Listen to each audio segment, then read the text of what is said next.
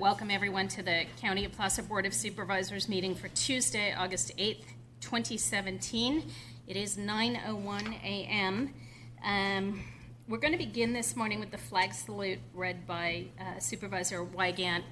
I'm hoping that we can get something up on the screen for this. There we go. This will be in honor of Alex Ferreira, former Placer County Supervisor, and so much else.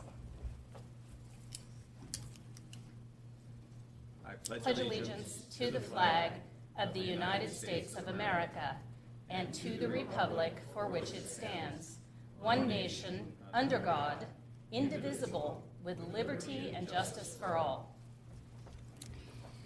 So in a little bit of a breach of protocol, we are actually going to, I know there are some people in the audience today who had some specific comments they wanted to make in relation to Alex. So although it's probably not on the agenda and County Council may kill me for this, at this time, if there's anyone who would like to make any comments about Alex and his contributions to Placer County, both here at the county, PCWA, in terms of agriculture generally, now would be a terrific time to come forward.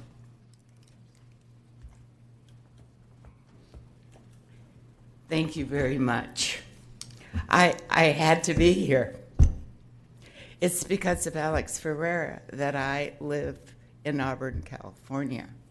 Because 30 years ago, Alex Ferreira decided that he wanted to start farmers markets and support the farmers. Alex, a lifelong grower, was always supportive of preserving farmland and working open space in Placer County. So he funded and was supported and sat on the initial board of the Foothill Farmers Market, which is now, I think it's, I've lost track kind of, 29 or 30 years old.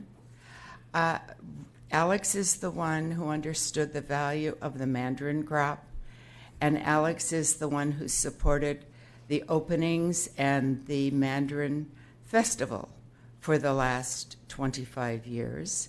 Alex was also the person who stepped up to the plate and encouraged the Board of Supervisors to support Placer Grown, which is now also 25 years old. So I'm just here to thank Alex Ferreira for being such an important part of this place and my life, but also to thank you for supporting agriculture for all these many years, because you have made a difference. Thank you. Thank you, Joanne. And for anyone who doesn't know her, you just heard Joanne Neff speaking, who is, I refer to her as the goddess of agriculture in Placer County. So, Christine. Good morning. I'm Christine Turner. I'm the retired Placer County Agriculture Commissioner.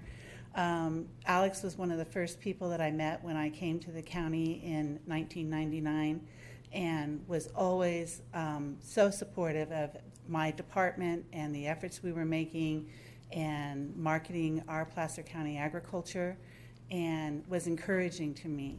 I had the privilege a couple times to have Sunday breakfast at his house with him and Bonnie and their son Rich Ferreira, and he would always ask me, well, are you doing good work there at the county, Christine? And I would laugh and I would say, well, I'm doing my best. I'm doing my best, Alex, thank you. So in memory of our friend of agriculture, just thank you for that recognition today and for all of your support as well. Thank you. Thank you, Christine. Is there anyone else in the public who would like to make any comment on this? Any member of our board at this point? Kirk. Well, I had the pleasure of serving with Alex. When I got elected in '92, he was finishing up, he was in his last term of 20 years. 24 years. And it was, that's right, 24 years, because he got elected in '70. And this was back when the board used to go out to eat for lunch instead of having stuff brought in here. And the day that Ron Lee Howe, Rex Bloomfield, and I all got sworn in, we celebrated by going to Sizzler. Where we went out to lunch. Wow. And I went through the salad bar line and got my clam chowder and sat down at the table right across from Alex. And Alex looks at me and he says, well, young man, emphasis on the young, because I was 25. He says, well, young man, how do you feel? And I said, well, sir, feels kind of strange knowing that when you were where I am, I was 3 years old. And he paused and looked at me, and in Alex's way just kind of shook his head, put his head.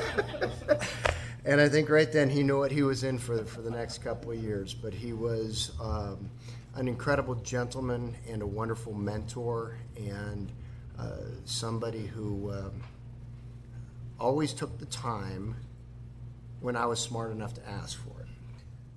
Always took the time to spend with me and give me the advice, the wisdom that had come from his years on the board. And then, of course, we were very fortunate to have that same wisdom stick around with us for a number of years in his role at PCWA, and just a true gem of an individual. Absolutely. Supervisor Wygant. Just add briefly, one thing I want to know that Alex, his services were a family-only event that occurred a couple of weeks ago, I guess, but there will be a celebration of life in Lincoln at the Pavilion on August 20th at 2 o'clock in the afternoon. But yeah, just, first, for me, Alex was a great personal friend, but also a mentor. He was, half the time I was mad at him for encouraging me to be in this business, and half the time I was greatly appreciative. But he very thoughtful, few words, but always had a consistent set of principles that he took forward in developing his policy, and completely courageous and standing behind those principles and fighting for what he thought was important. But he would always listen and explain his position. I remember with the farmers market debate, I was on the Business and Industrial Development Commission, and he and Bob Mahan probably had the greatest amount of tension, because Bob wasn't sure how big the county investment ought to be and if it would spill over into competing into the private sector. And Alex thought that it was well within the realm of economic development and the appropriate role that the local government ought to take. But we worked all that out, and at the ribbon cutting, everybody who had been a player in that and some of the controversy involved were all there, supporting what has been a great success. On a personal note, I just had great privilege and pleasure of spending a lot of time with Alex as a friend. He and Larry Sevson and his brother have a place up on the Klamath River, and it's called Fish Camp, and so we'd go up there, and some of the time we actually fished. But pheasant hunting on his ranch, and just great conversation. So for me personally, as well as the example that he set in public policy, it's a huge loss, but the memories I'll cherish forever and daily. Thank you. Supervisor Holmes.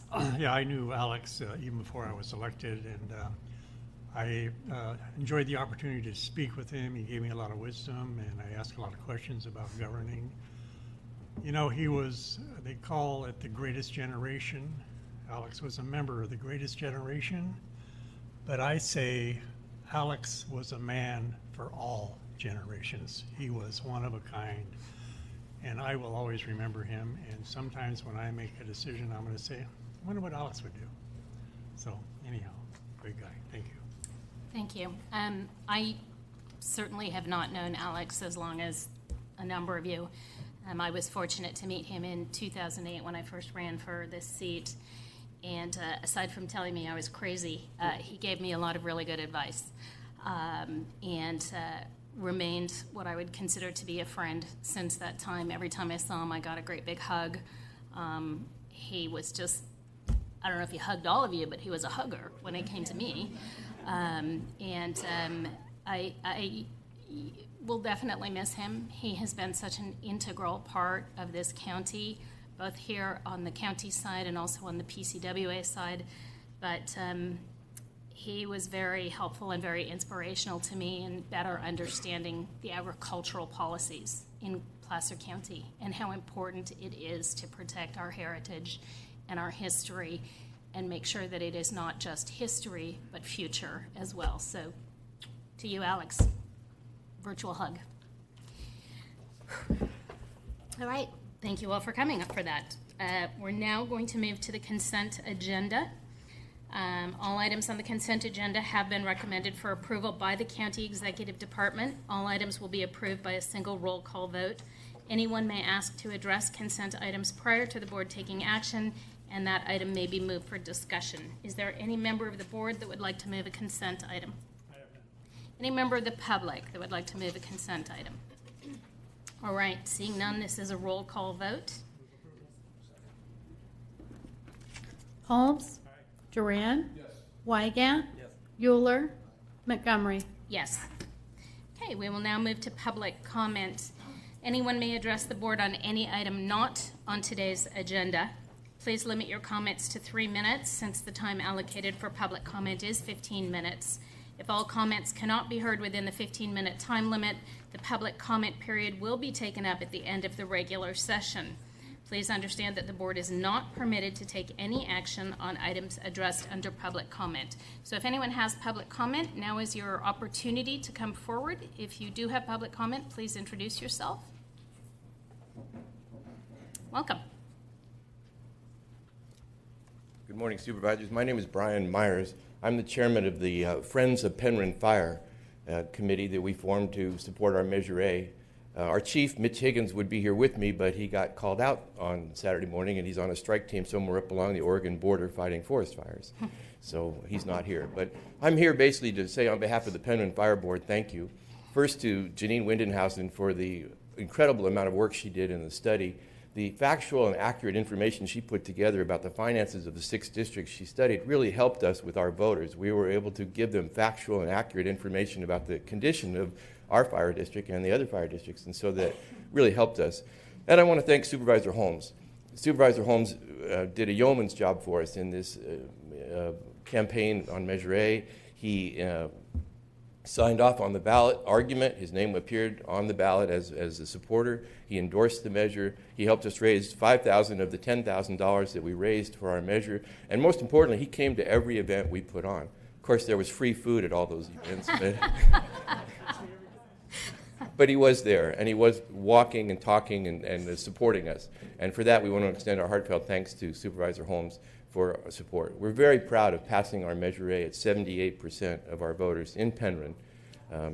So that's a remarkable accomplishment, and we did it by educating people about the problems facing our fire districts, problems you all are very well aware of from the studies and all the reports you had. So we wanted to say thank you, and we wanted to be sure you understood this isn't the final solution for us. You know that. You know you still have 5 fire districts that need help, and we're prepared and more than eager to participate in any discussions about what the long-term solution is for all 6 of these fire districts. So we hope to hear from county staff and the board and continue that discussion. Thank you very much. Thank you very much. Supervisor Holmes. Brian, I just want to thank you for your leadership on that campaign. But we have to recognize the community. The community understood it. They stepped forward, and not only did they go out and walk and knock on doors and talk to their neighbors, they made it happen. So that's how you get a bond measure passed. You have to have community support, and your leadership in that was instrumental. So thank you, sir. We had 59 people join our friends, and we got 28 people to walk on 2 separate Saturdays. That was remarkable. Yeah. We used Aldo Panesci as our advisor, who volunteered his services to us, and he was astounded at the amount of community support we were able to generate. And he's as experienced as they are as they come. And he agrees with you. Our community came together around our fire department, and we're very proud of that. But you helped a lot, so thank you. Yeah, it was truly remarkable. You guys did a great job. Thank you. Any other public comment at this time? I recognize this face. Thank you. Good morning, Chair Montgomery, members of the board. Jeff Brown, your Health and Human Services Director. Just want to take a brief moment and introduce to you our new Director of Administrative Services for our department, Darlene King. She comes most recently from Nevada County, where she held a similar position. She also worked in the CEO's office in Nevada County and the IT department. And previous to that, worked regionally for Pride Industries. So we're very fortunate to have her join our team. Welcome. Good morning, Chair Montgomery, members of the board, Darlene King. Again, I come from Nevada County, Health and Human Services. I expect a lot of projects in our future and look forward to working with you. Thanks for having me. Thank you. Any other public comments? Welcome. I'd like to thank you for your time. My name is Shauna Seifert. I'm sure you guys have heard of my name recently. Anyways, I'm here to find out who I need to talk to get permission to grow my son's cannabis. I have a 5-year-old son who has epilepsy. He's had epilepsy from birth. It has 100% controlled his seizures. I have it all documented.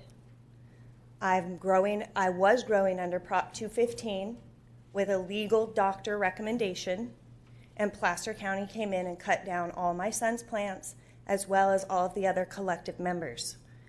There were 3 other cancer patients on that greenhouse. Placer County illegally took my son's plants, illegally took my son's coconut medicine.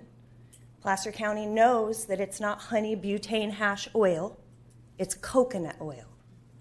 So, I am here to get permission or find out who I need to talk to because 50 square feet is not going to work for my son's medical conditions. Not to mention I have glaucoma. I had 2 surgeries last summer. Cannabis has kept my eyesight intact from an injury when I was a child. So I am here to find out who I need to talk to, if I need to take it to a judge, what do I need to do as a mother to be able to grow my son's medicine under Prop 215, which California voted in over 20 years ago. People are still being incarcerated, and I refuse to go to jail over this, and I refuse to take no for an answer, and I need to know who I need to talk to. So my suggestion is the first place to start would be with our agricultural commissioner. I'm going there next. Okay. But I know you're their boss, so I don't have time to waste. My son has been in seizure state for over 2 months. Yeah, so I would start with the agricultural commissioner, and if you don't get satisfaction through that, come back and reach out to either Supervisor Holmes or myself, and we'll be happy to try to coordinate some efforts with you. That would be awesome. I know there's a process. I know there has to be some sort of exceptions. I know that you guys have to keep things under control, and I so respect that. But I'm here to work with you, not against you. And there's a lot of people in our community that deserve this medicine. And the documented proof out there, you can't argue with.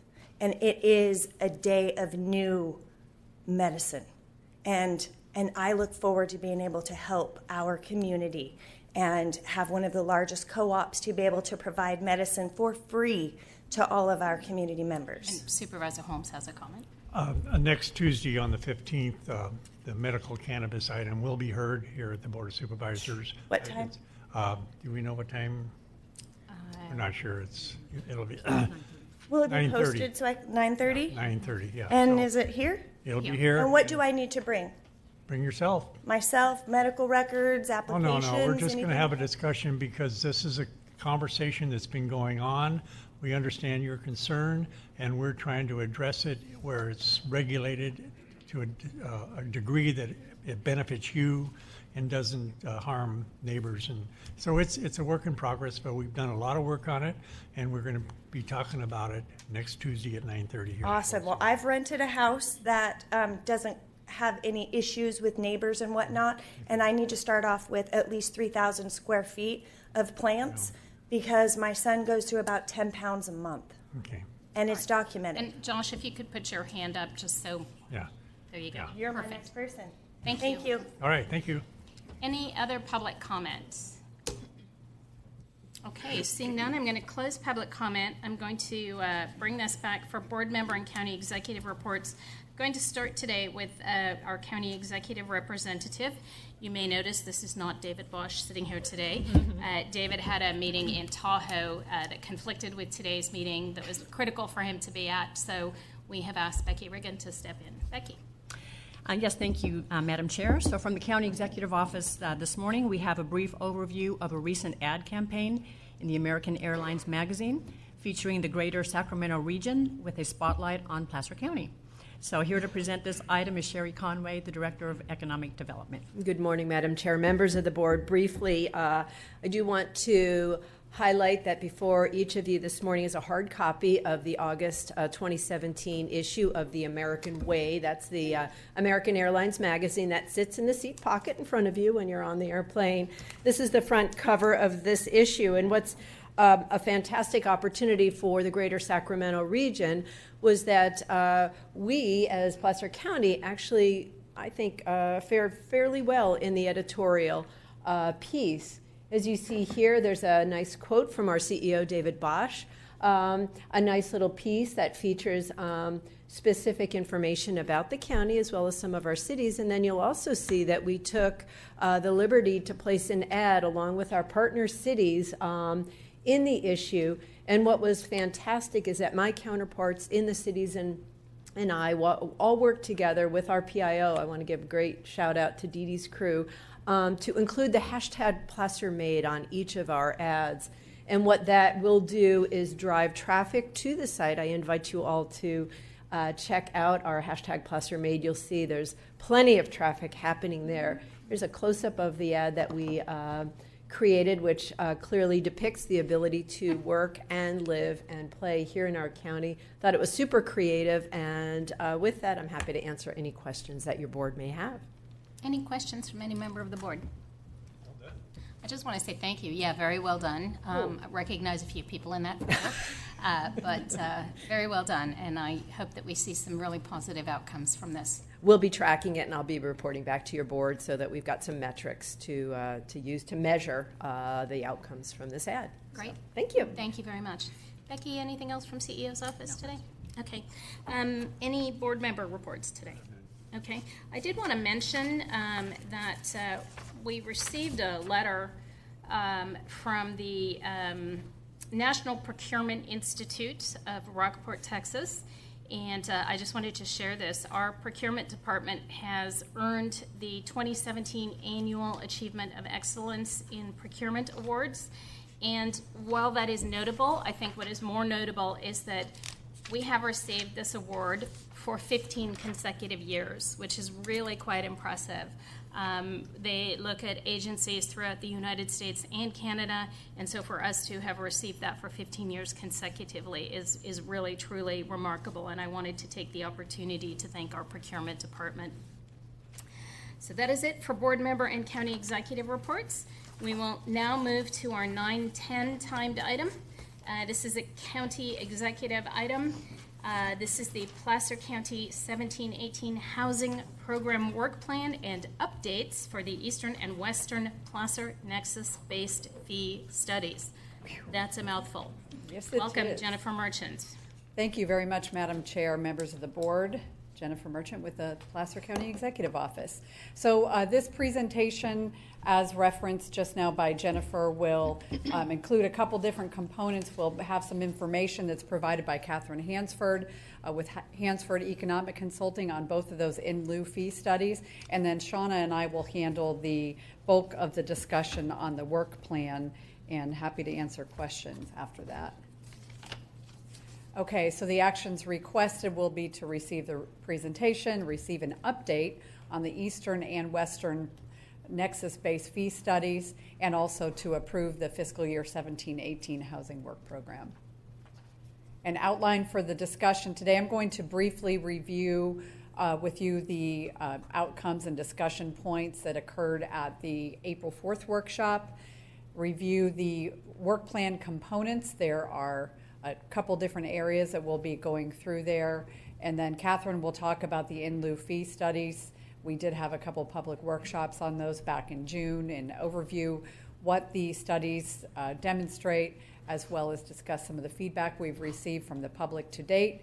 And then we will receive staff direction and hopefully your approval on the work plan. So just a reminder to kind of set the stage of where we are in Placer County. And this is 2016 data, but it hasn't changed much in the intervening year. For a moderate family of four who makes an income, a moderate income level, so 120% of median, their income level is $91,300 per year. A median home price is $500,000 in Placer County.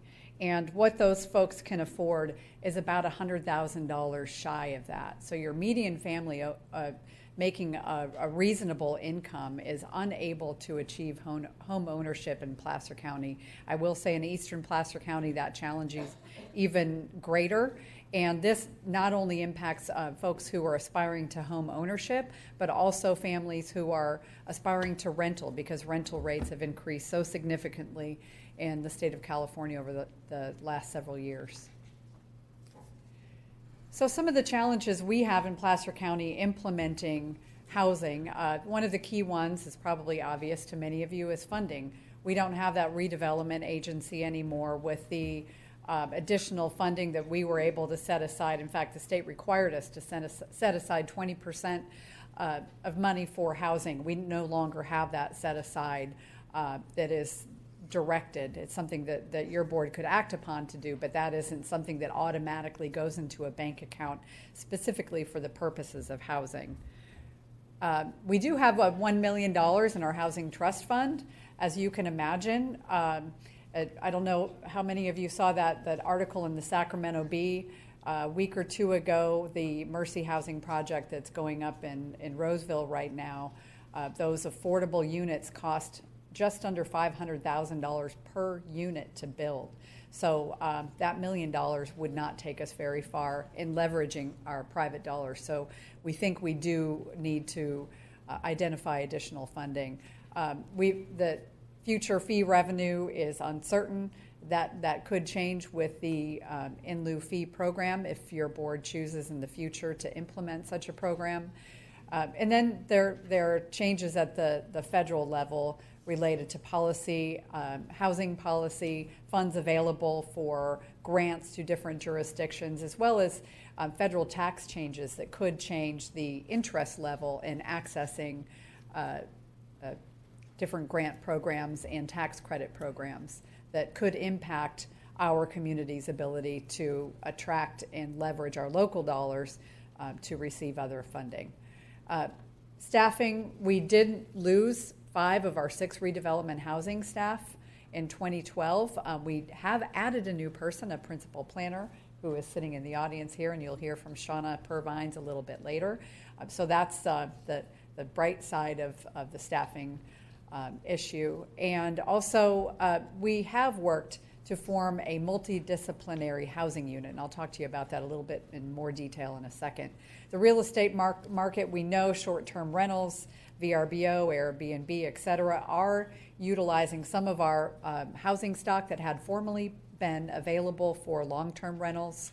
And as I mentioned just in the previous slide, that rent and purchase prices are both outpacing wages.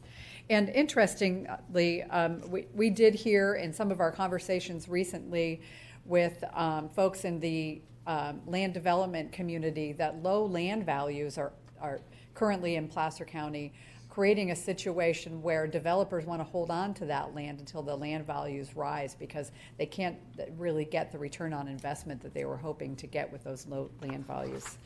And Jennifer, just as a clarification, that's raw land, undeveloped property. Yes, undeveloped land, excuse me, yeah. So some of the recommended best practices that we discussed with you back in April, a think tank report that was done on housing that a lot of jurisdictions are viewing and the state of California is viewing as really a definitive document that provides direction on improving the affordable and workforce housing situation in California. They do recommend creating a housing delivery unit. We did do that. I am leading that unit right now along with a significant amount of support from Shauna Purvines.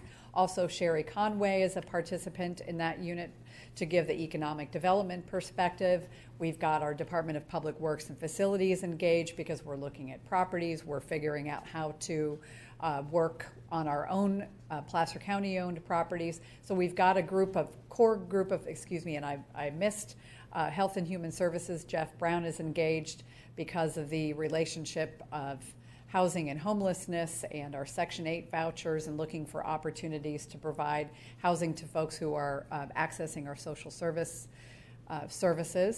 So we've got a group of folks who are experts in different subject matters who are teaming up to handle this problem in Placer County. So we're working right now, and part of the tasks in the work plan will be helping to define the local problem. And we've got some initial steps through the Mountain Housing Council in eastern Placer County to identify locations and map them that are publicly owned. We're working internally at Placer County to identify properties that are privately owned that could be used to develop workforce and affordable housing. We've also been reaching out quite a bit in the last several months to local stakeholders, those in the building industry, the real estate industry, other folks who are interested, like the community foundations in both Eastern County as well as the Placer County Community Foundation, on trying to develop a strategy and get folks behind this work plan so that we can implement it and see something come out of the fruits of our labor. And of course, executing the strategy and measuring the performance will be very important. So the proposed work plan for this current fiscal year has 4 different component areas. Those are incentives and regulations, planning and research, advocacy and communication, and funding and resources. Excuse me, flip my page here, make sure I keep up with my notes. So the proposed work plan, I'm going to go through each one of these areas. I'm going to cover several of them, and then Shauna will cover some of those that are very focused on the land development and planning side. So the incentives, one of the ideas that was proposed, and we find that actually this is being utilized in Crested Butte, Colorado, where vacation homeowners are being incentivized to provide their homes on a seasonal basis to residents who are working in the community part-time or seasonally, and specifically in tourist areas like in eastern Placer County and Tahoe, where we see a significant amount of vacation homes that sit vacant. In fact, about 65% of our residential single-family residential homes are vacation rentals and sit idle much of the year. So we are hoping through this work plan to outreach to stakeholders to determine interest in such a program in eastern Placer County and identify an amount that might be an acceptable subsidy to incentivize these homeowners to rent to seasonal users, whether that's a signing bonus or an annual payment or fee that we could provide, or something that's a monthly fee.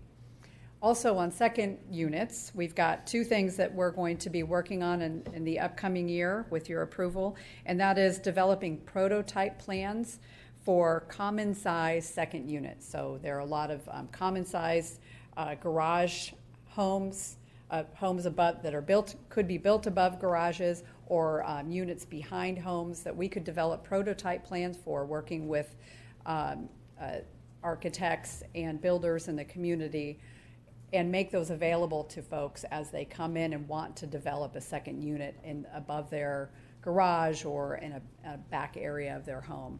Also, we're looking at the potential to provide an amnesty path. This has been done in other communities for existing second units, so that folks who have those units could bring them up to code, because a lot of them, because they weren't legal in many areas, are not up to code.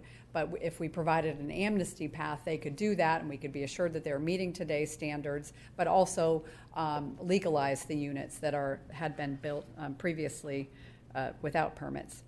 In addition, we're looking at expanding our fee waiver program that is currently provided for some projects, such as a second unit. You can get a fee waiver if you deed restrict it, and we're looking at doing that for other larger projects as well. And next, we're going to go to regulations, and Shauna will handle the next few slides. Good morning, Shauna Purvines with the Community Development Resources Agency. As Jennifer mentioned, I'm going to go over the next couple of slides. Most of the items I'm going to discuss were also identified in CEDRA's business plan presented to your board on June 27th. Some of the things that we're looking at as part of the business plan, or the annual business plan for this year, is to revise county ordinances allowing maximum design flexibility, but while keeping with established community character, which is going to be important at that neighborhood level. We're also looking at implementing In some areas, form-based code. And form-based code is a little bit different than the use-based code that we currently use today. Use-based code's been in practice since post-World War II. It tends to actually separate uses with industrial on one side and housing on another. Form-based code actually de-emphasizes use and emphasizes form, the form of the building, the relationship of the building to the street, and develops buildings that are more flexible in use. You assume that they're going to be around 100, 150 years and that they may at some time be office and other times be residential. This is not something we would look at countywide. We would definitely look at in very localized areas, town centers, downtown areas, where you want to have the multiple different types of transportation and transit options. We're also always looking at the process streamlining options where we can get applications in and out a little bit quicker because we understand that time is money. One of the ways of doing that is looking where we can streamline affordable housing to allow it more by right, just going through the business through a building permit or a ministerial review. And then we're trying to get creative in the types of housing that we're looking at co-op housing, tiny houses, revising the secondary dwelling to bring it consistent with state law. And we're not stopping there. We're actually meeting, Jennifer mentioned the Mountain Housing Council. We're working with a group there to look at other creative options for different types of housing. We're working with nonprofit groups in the area as well to talk about some of the housing that is in the kind of not getting built today. We are seeing single family homes, we are seeing apartments to some degree. We are kind of missing that middle, the duplexes, the triplexes, the condos, the townhomes. We're just not really seeing those, and we want to find out why and see if we can't encourage those as a moderate housing type. And then, of course, we want to continue supporting the existing housing programs we have. Placer County has a robust housing program like first-time home buyer and housing assistant programs, and we want to continue to expand those programs. And then we want to go a little deeper. We want to dig in, do a little more long-term planning. We're looking at completing a land supply assessment. This goes beyond what is required in the housing element. This is looking at lands that maybe not currently zoned for housing, but may be appropriate for housing just based on development patterns over the last 10, 15, 20 years. We are mapping publicly held lands to determine if, particularly if they're not needed or underutilized, if those can be converted for housing programs or even homeless programs. We're looking to identify housing opportunity areas. So this goes beyond just the parcel level, but actually looking for those areas where it makes sense to focus housing. We're seeing a lot of the legislation come down at the state level where they're wanting jurisdictions to look at these areas. We are also working with Sherry and the Economic Development, going to complete the Tahoe Economic Profile Report. I believe that is underway, and that will have a housing component specific for the Tahoe area. And I know you'll be hearing more about this in a few weeks, but the idea is to release a request for qualification as part of the Placer County Government Center. This would be specifically for the affordable housing site to bring an affordable housing developer on sooner than later, so as we go through the process of design and environmentals, that we get it right. And at the end of it, when it's time, we've leveraged, we've increased our advantage for any type of funding stream that is out there and available for us. And then, of course, completing the Sunset Area Plan and the Placer Ranch Specific Plan is one of the largest specific plans going forward now. There's a lot of housing opportunities in there, and we're participating in that as well. With that, I'll turn it back over.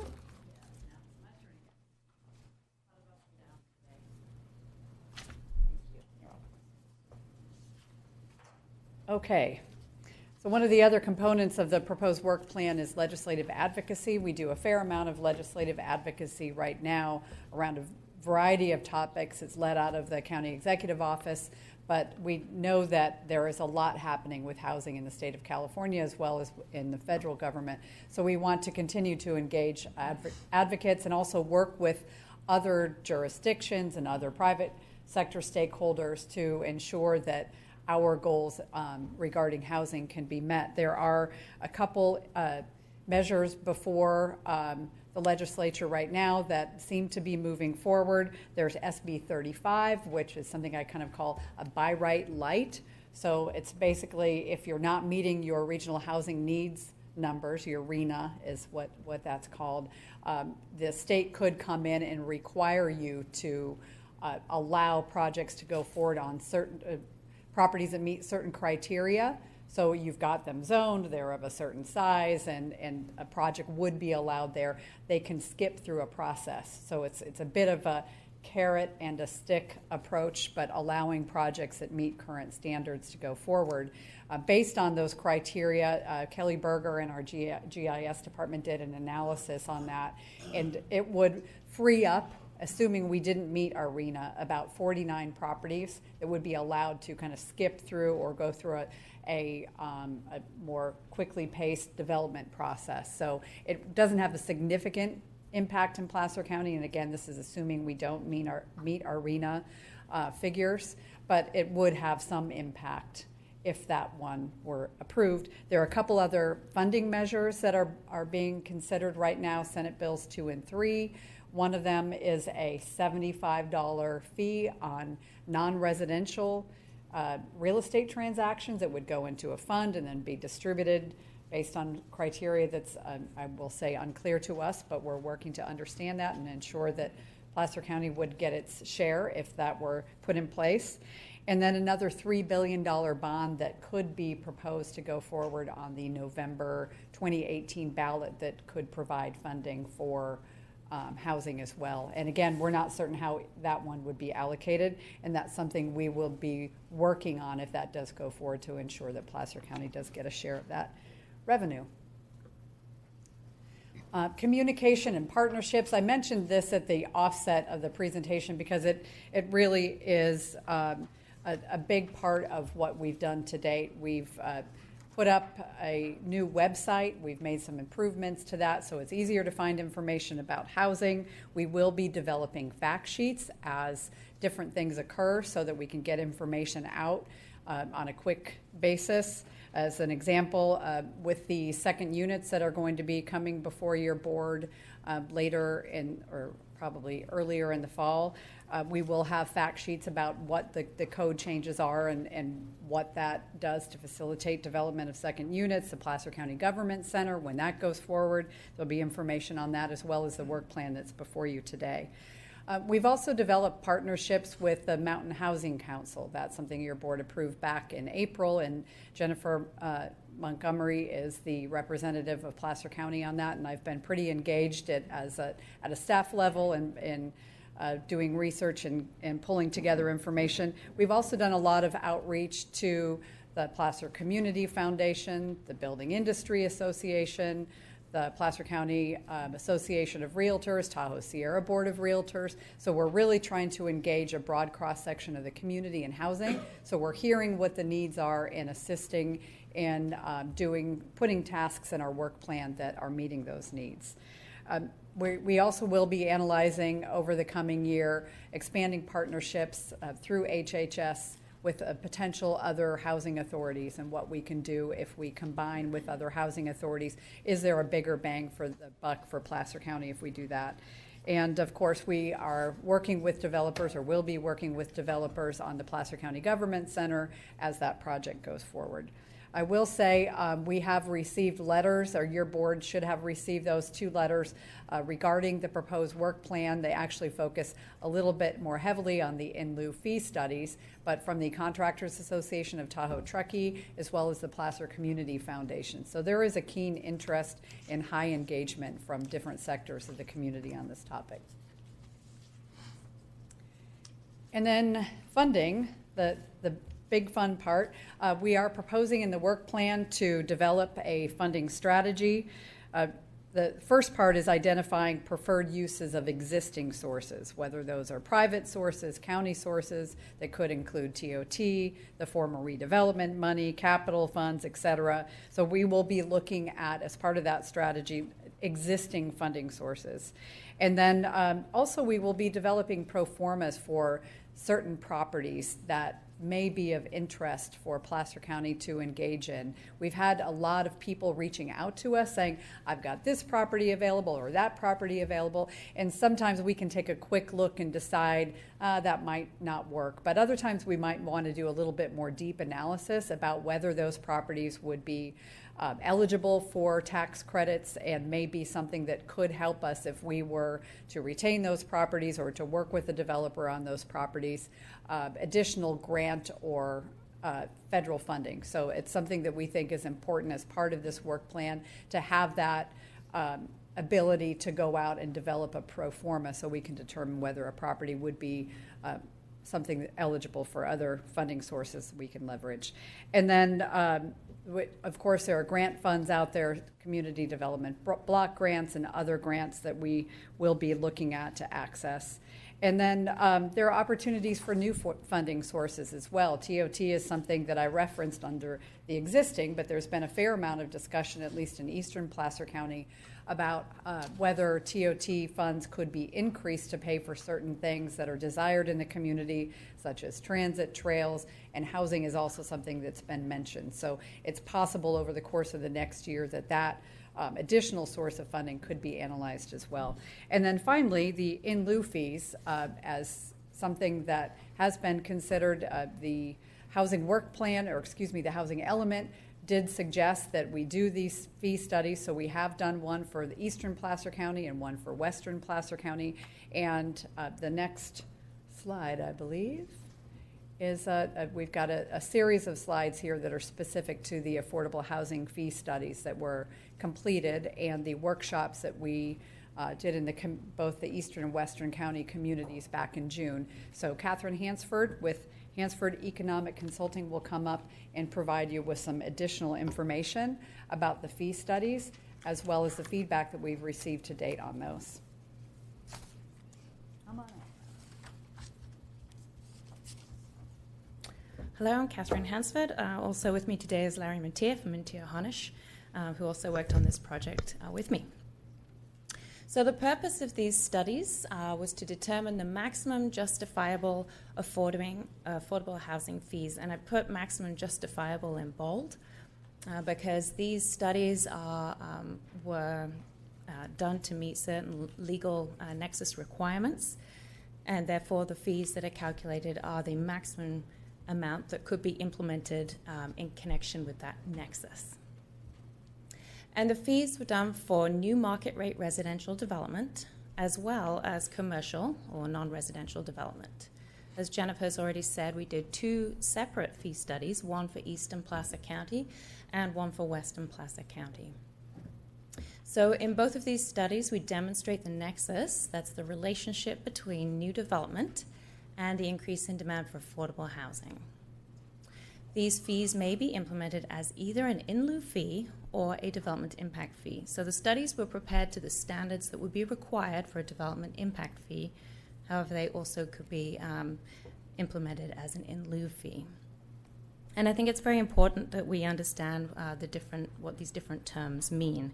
So an in lieu fee, rather than building the affordable housing, a developer can pay the fee to the county to enable another entity to build the affordable units.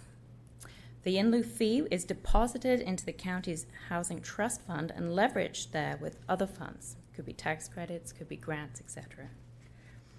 And this would be applicable to the developments that have an affordable housing requirement. The development impact fee, on the other hand, is applicable to all development, as specified in the adopting ordinance or resolution. So developers are not required to build the affordable housing under this program. They must pay the fee. The fees are deposited into a separate impact fee fund, and there they are restricted only for the purposes of increasing or preserving the supply of affordable housing.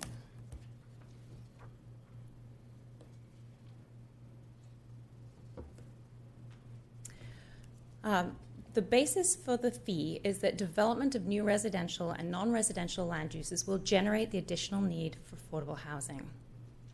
So the fee is mitigation for the impact of increased demand for affordable housing.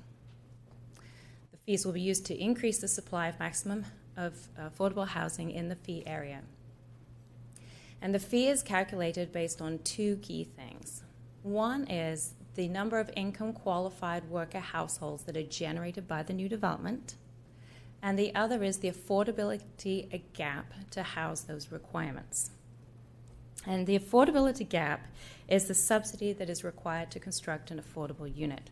So one comment we hear is, why is this fee not based on how much it actually costs to construct a unit? And the reason is that this analysis is being done based on how many more affordable housing units are needed based on the new development. And the reason why people cannot afford to live there is because of this affordability gap. So that's what we're trying to address with the Nexus study. It's the reason why they cannot live there. Okay?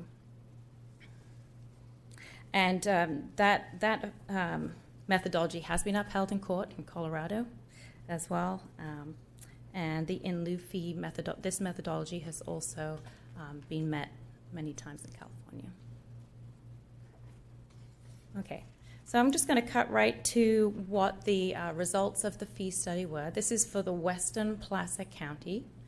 And the fee would be implemented on a per building square foot basis. So if a home is 2,000 square feet, in this case, the maximum justifiable fee would be $5.15 per building square foot. There are also fees, as you see, for non-residential, and these are based off of land uses that we see in specific plans that are coming through the county right now. Office uses would include institutional uses, and general commercial includes retail and hospitality and accommodation uses. The non-residential fee would be something new for the county. So there's currently an inclusionary housing policy in the county for certain developments. There is no requirement for non-residential at all currently.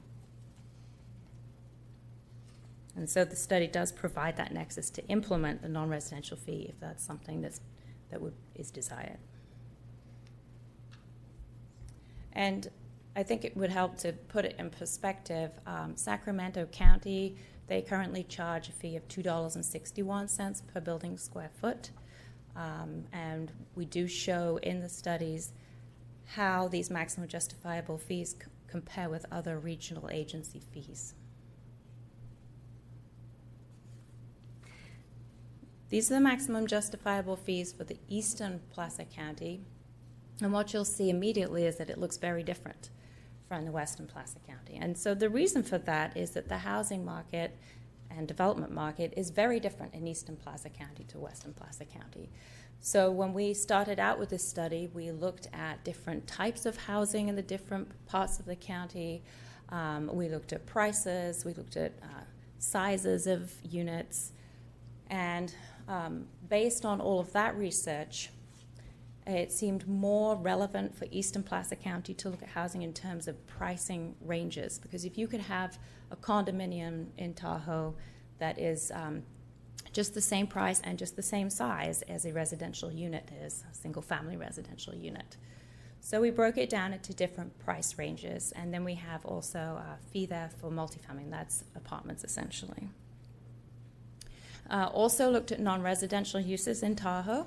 And accompanying this study, what we did an employment survey, employment generation survey. So we actually surveyed as many businesses we could that would participate, and we asked them, we found out what their building square foot was, and we asked them how many people they employ, both year-round and seasonally. So we used that information as part of the study. We also have lodging, because that's a bit of a different animal, and a category called outdoor recreation. So there are some uses that generate additional employees, but they don't necessarily have additional building square feet. And I like to think of something like if a ski area puts in a new chairlift, they're probably going to be generating more chairlift operators, but they don't need another building to house that person.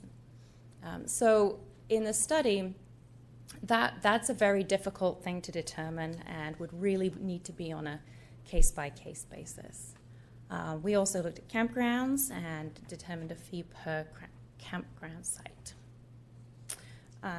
So the residential includes all detached and attached unit types, fractional ownerships, and timeshares. I should also point out to you that in Placer County, as Jennifer mentioned, there's a high rate of vacancy, and that vacancy rate is also included in the fee methodology, so it is accounted for.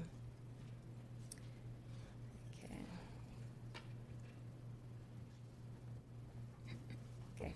Another key component when we're looking at fees, any kind of new fee, is what that does for financial feasibility for development. We all acknowledge in this study that fee is an additional cost burden to developers, and that feasibility is very much affected by location. So how much the raw land cost, what the total fees are in that particular area or sub-area, what the market unit sales prices are, and that can be, you can have a regional or even national effect on that, proximity to infrastructure, and so forth. So there's other economic factors that need to be accounted for. So we did financial feasibility tests in both Western and Eastern Placer.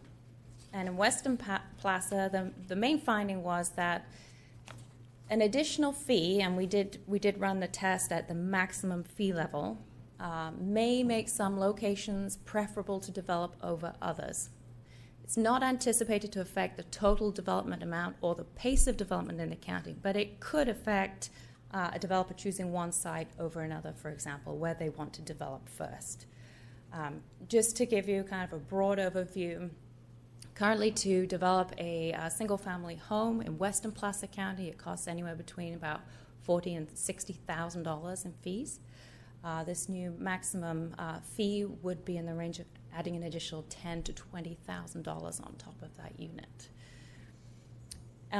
In Eastern Placer County, the maximum justifiable fee certainly could make some projects infeasible, and it estimated that a project could become infeasible when that fee reaches a threshold of about 2% of sales price of the unit.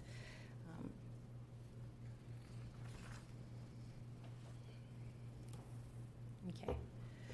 So in both studies, there are some different options that are laid out for consideration. The first option would be to adopt the maximum justifiable fees as they are calculated. And they are calculated based on providing the housing for both rental units and ownership housing for those affordable, the low-income households. Another option would be to adopt a fee that's based on just rental housing. And there are quite a few jurisdictions that do this. Sacramento County is one of those. Maximum justifiable fees are rarely adopted. The Board of Supervisors could adopt lower fees.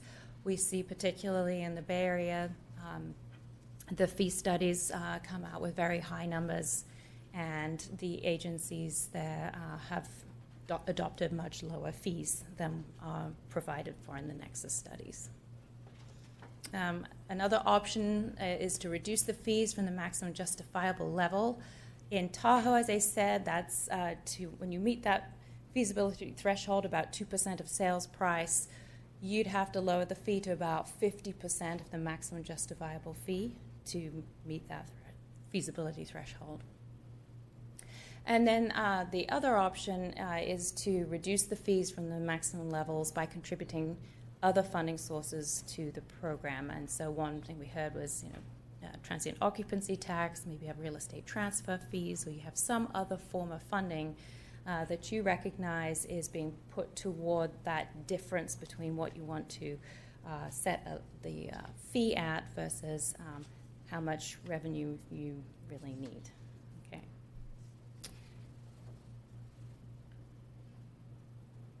Okay. So we did hold 2 workshops, one in each area of the county on June 6th and 7th. And we did receive some very good comments, questions from the attendees.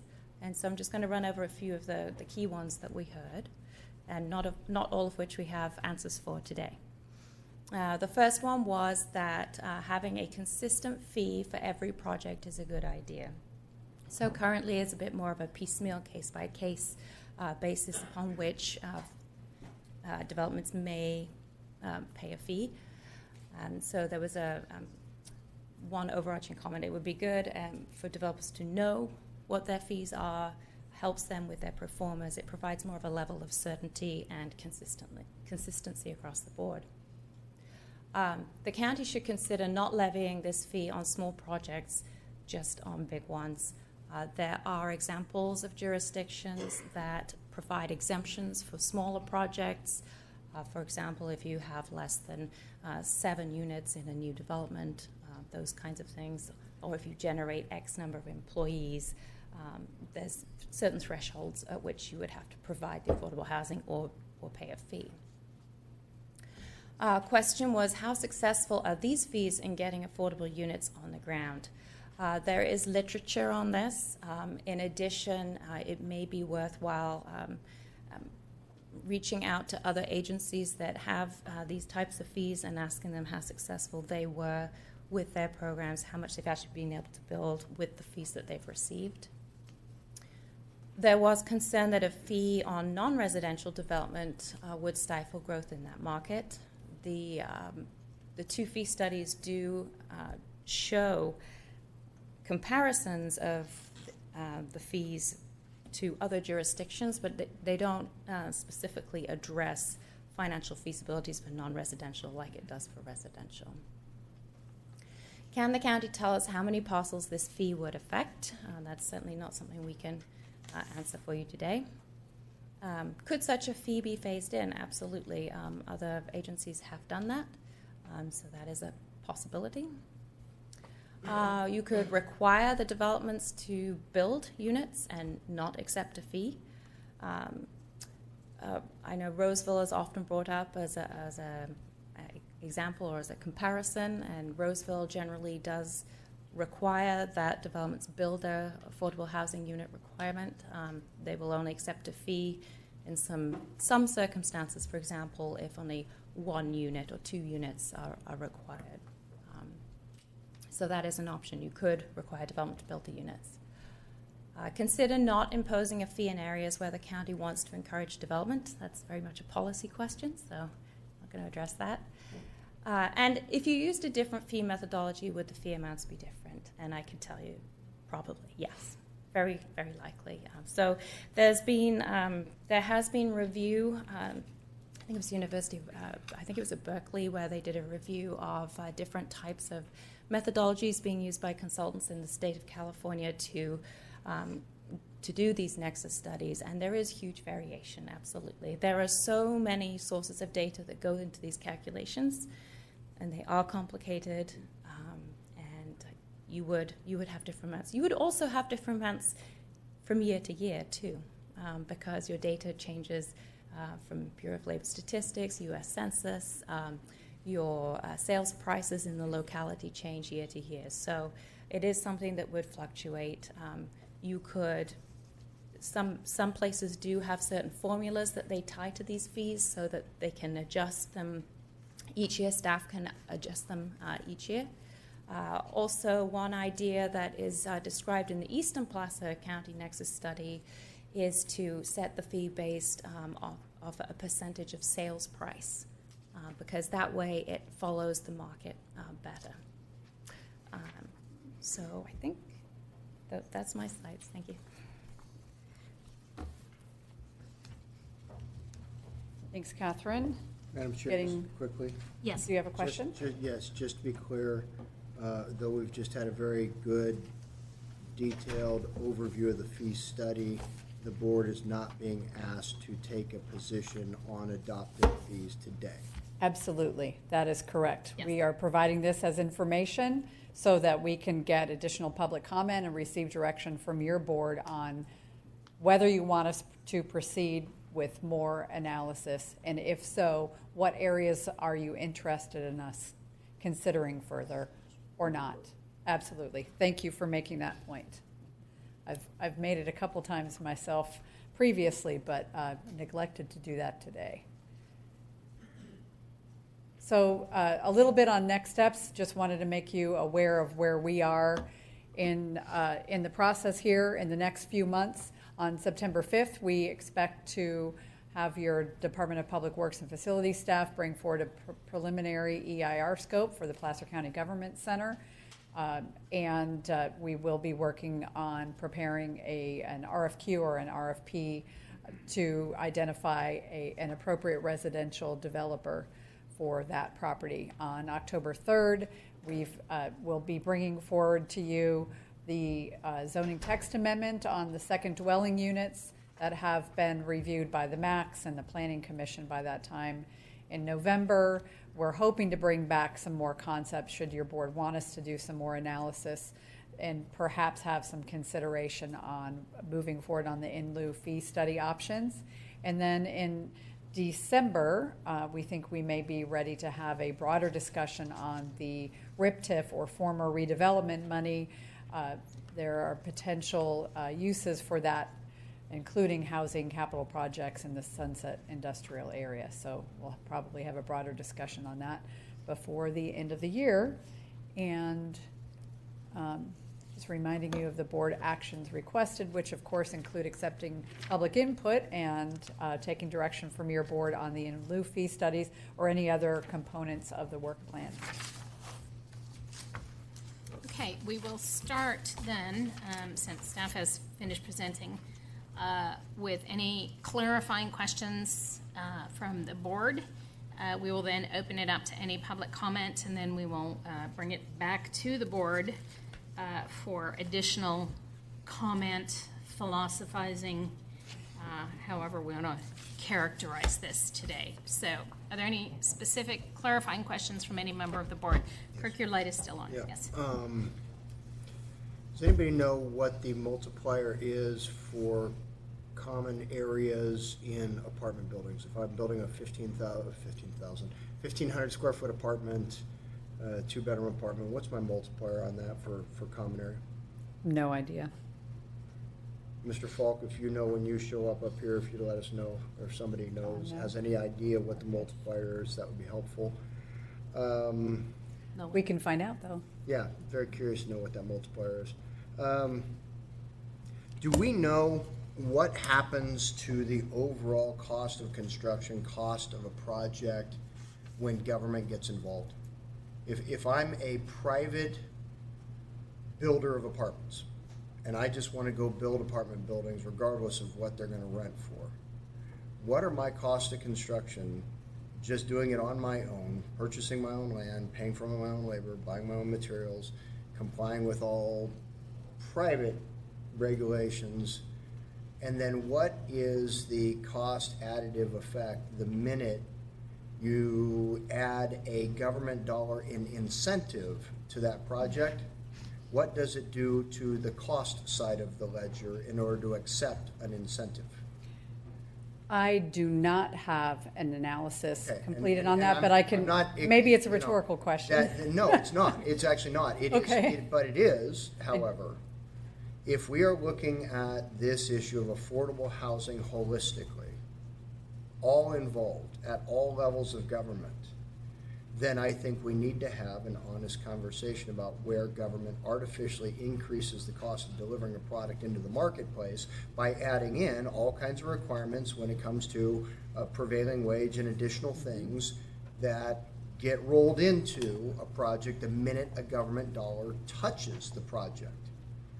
And if we are going to have a conversation not only at this level but at the state level where it's currently going on, as we know, are we having that full conversation to say, okay, what are the government impediments to make this product more available? Where are we artificially, through some other government regulation, where are we taking a dollar that the government requires somebody give up, but translating that into 60 or 70 cents of spending power by the time it actually hits the street, because of what we've done to increase the cost of providing that product once it becomes a government product. So this is, for me anyway,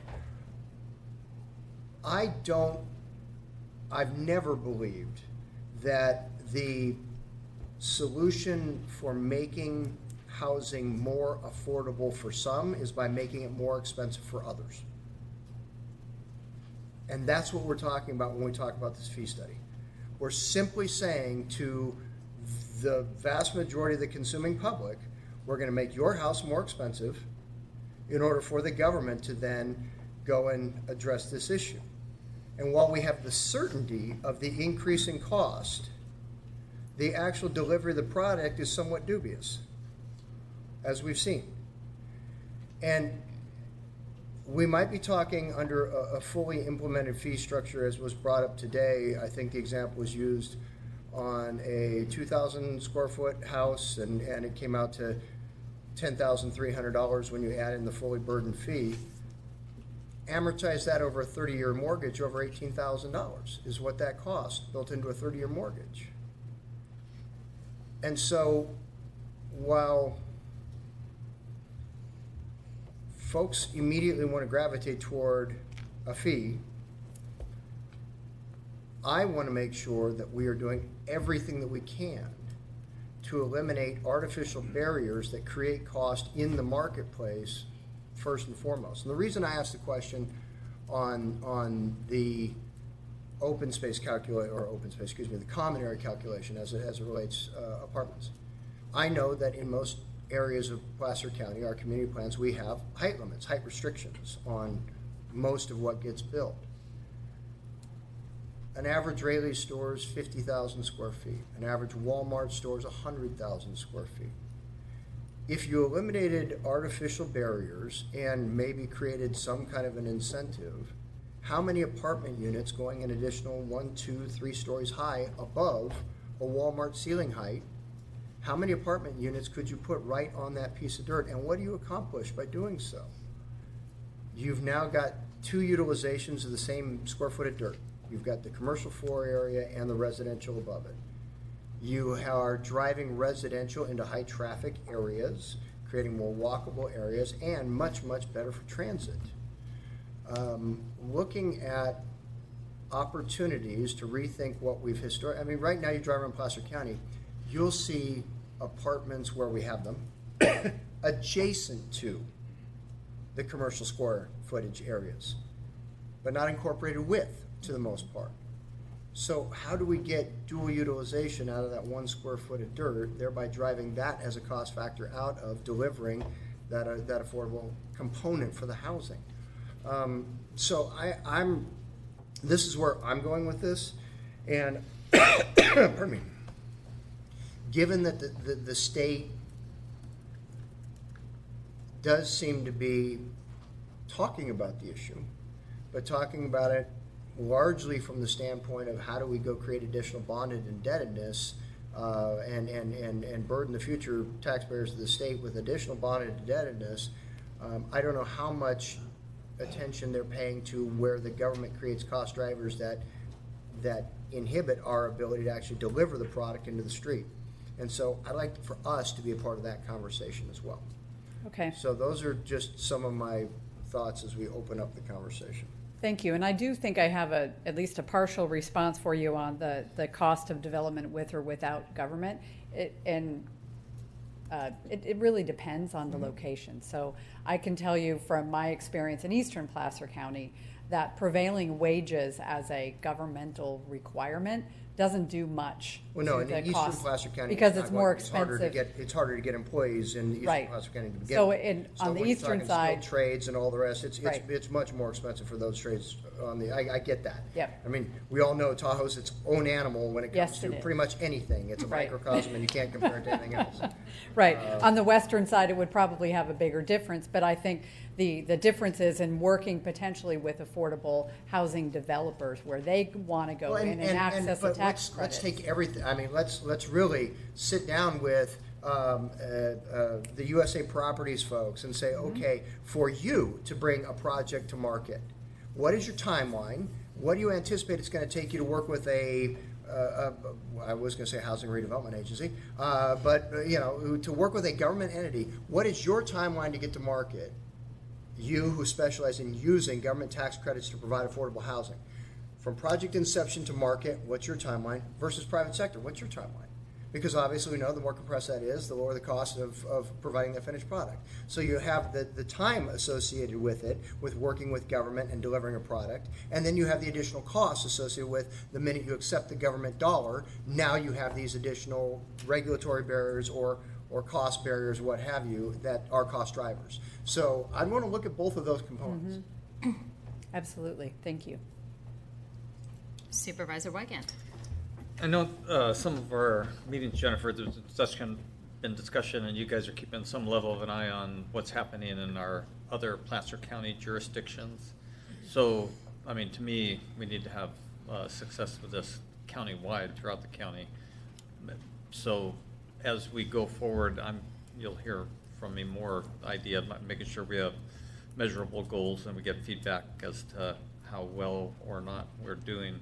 But I'd like that done for sure within the context of knowing what all of our jurisdiction are doing, because county, I think, is in a unique position compared to them to have a more regional perspective. And so I think that's part of our burden in making this work. But so I guess that's just a comment. But with regards to the 49 properties that Kelly identified, any sense of how that converted? Obviously, that's not in and of itself significant, but if one of the properties was a 1,000-acre property, it could be significant, I guess. So is there any, do we have any data on what that means in terms of We potential do, and I'm not for- sure I have it right in my hands. I'm going to look I for can it. help Do you know? with that, yeah. So so what we did is we looked at, based on the criteria in SB 35, is that it had to be within an urbanized, a census-designated urbanized area. It had to have development on 3 sides. So we were really looking for those parcels inside of the 3-side development, inside those urbanized areas. When we were able to factor out those that were zoned, as Jennifer mentioned, SB 375, SB 35 requires that it be general plan and zone, basically already ready to go. But if a local jurisdiction has some form of discretionary review, if the RENA numbers are not being met, you get to skip the discretionary review and go straight to a ministerial review. So when I looked at the zoning to determine which parcels met that criteria and all the way around, there was about 49 parcels that seemed to be able to have that opportunity, meaning they were general plan and zoned for higher density residential within these infill areas. Out of those, the average size parcel was 1.79 acres. And that was about 121 parcels. There was 49 parcels that were greater than 1 acre in size. So these are small infill parcels that we're speaking of. Thank you. Supervisor Duran. I'm not, I'm sorry. So sorry. So questions, I know it's just Have you met questions. Robert? Sorry. What was I thinking? I'm sorry. A little bit more discussion of the affordable housing in lieu fee study you have in your slide in Western Placer that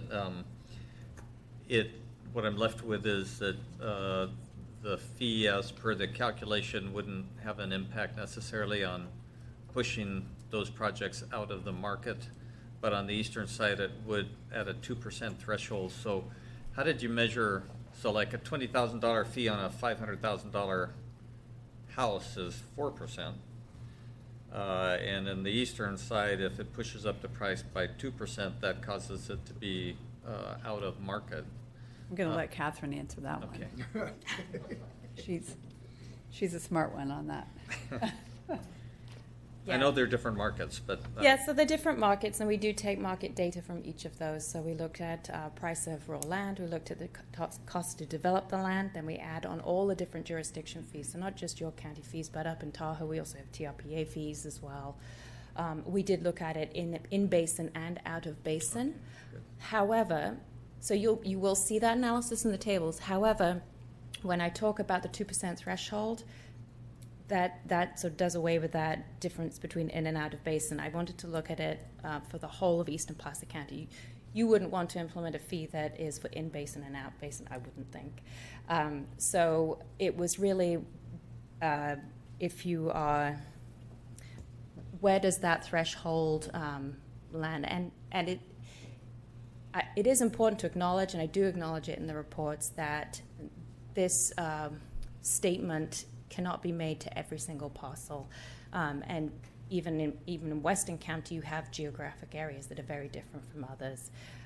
And so that's why I said there's so many different factors that go into it. However, at the 50,000 foot level, when you're having to think about policy decisions and levels of fees and things like that, you need some kind of a guideline. And so the 2% was for the whole of the Tahoe area using what was current market data at the time. It's a little over a year old. So I would say, again, if you were to recalculate the fee again at the end of this year or something, you would end up with numbers that are a little bit different from what you see in the report. Well, so, so I guess I want some more background on all of that, just because we make our policy, I think, got to make sense.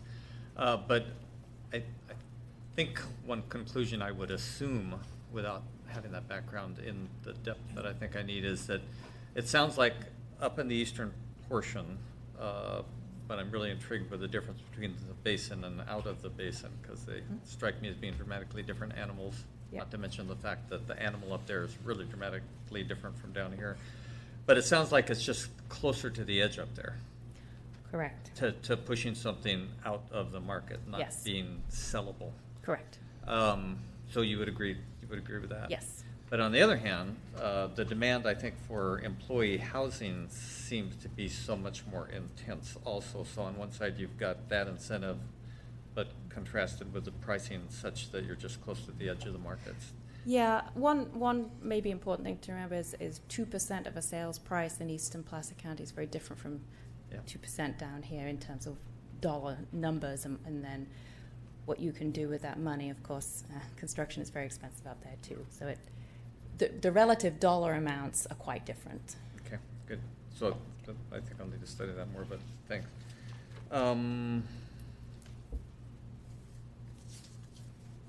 Do you know if Roseville has a fee on non-residential? Because I'm also going forward concerned about, it seems like on one hand, if we're trying to maximize jobs creation, and we do have success getting what we used to call primary wage earner jobs, which we used to describe as being a job that is necessary in one family. Somebody has to have that job because it has retirement and medical benefits.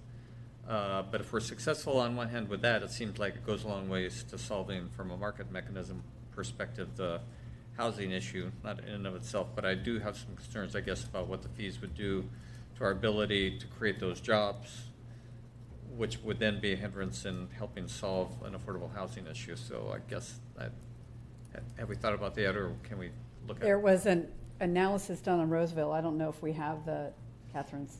Did you get it? So we're talking about non-residential. Yeah, there's no fee in Roseville, so there are fewer jurisdictions that have non-residential fees compared with residential fees. And some jurisdictions only use their non-residential fees for the very, very low. So there's different definitions for each of these. The very low, and I think it's for the very, very, and the very low income only housing. So that's another thing that you could look at. Jurisdictions that do have non-residential fees include Sacramento County, City of Sacramento, and City of Elk Grove within this area. So I guess some more information I'd like as we move forward, keeping in mind that we're not doing anything today. But I would like to see some analysis on at least what impact a fee might have on the incentive to be able to bring in what I used to call primary wage earner jobs, and how that would then dovetail into overall strategic goal plan for creating affordable housing. And may be insignificant, but it might not be. So California has, in my view, such a horrible reputation for attracting employment. It's easy to do it in Placer County from within the state, but it's a lot harder to do it from companies out of the state. So I want that. I want some more information on that, I guess I'm asking. We can get that, and we can add that to our list. We did hear from some folks, feedback from folks in the building industry that did say that they were concerned about that impact, and there was specific discussion about industrial uses And I think, what was that, 9 cents a square foot, or 93 cents a square foot. So there was some concern about that being too high. And that's really, if I call it the magic in identifying the difference between the maximum justifiable and if we decide to do a fee, what is a number that provides the revenue you need for housing, but doesn't push off development that you're trying to attract at the same time. So it is a bit of a balancing act for sure, but we will be coming back with that information. If Yeah, and off the top of my head, I think it wouldn't be relevant as it relates to retail sales, but it would be more relevant to like industrial, business park. Absolutely, and that's what Innovation we've heard today. center, those kinds of things. Yep. So I don't know how within the state those sites are so cost driven. That's where we actually would have an opportunity in Placer compared to Silicon Valley. Right. But I'd like some more information on our competitive positioning with that. And that is all my questions at this point. I am so sorry I cut you off, Supervisor. Supervisor Duran. Yeah, I'd like to get back to the ultimate policy question here is whether or not, do we want to build, do we want units to be built with developments, in general? I think that's the important question that we need to ask ourselves, because that kind of dictates where this whole work product goes. Because if we want units on the ground, then the fee structure, while important, becomes less of an issue and of less importance. And to Kirk's issue, everything that Kirk talked about as far as building and making sure that those units are used in different ways, that's 100% form build coding. And the reason that we are where we are is because we haven't been using form-based codes.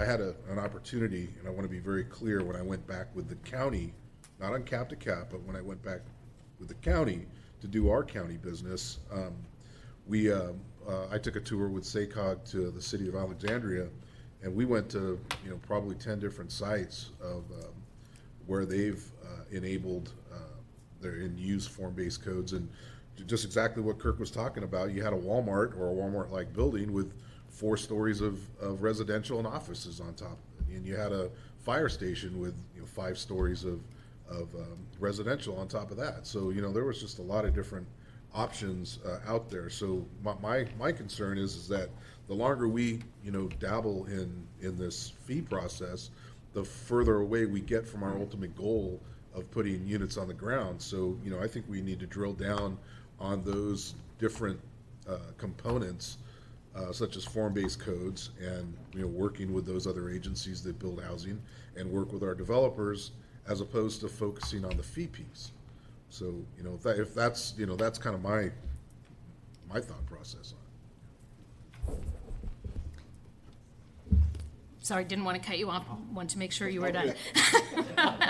Supervisor Holmes. Well, I appreciate the robust discussion. I have to agree with everything that's been said here, particularly Supervisor Euler's comments about as we add the price of affordable housing to the market, it raises the price of homes for everybody. So those are something that have to be looked at. Supervisor Wygant's comments are very cogent as well. And as I see as Supervisor Duran said, we got to start moving forward quicker, sooner than later. What I'd like to see as we move forward, there's a lot of questions that have to be answered, but I want to see some consistency in what the final result is. And I'm encouraged about the Placer County Government Center. We're moving forward. We've got the property there. We got the infrastructure. We need to move forward on that. That's where we've identified our senior housing in North Auburn. We've identified our workforce housing. We have the de facto Auburn Greens, which is workforce housing.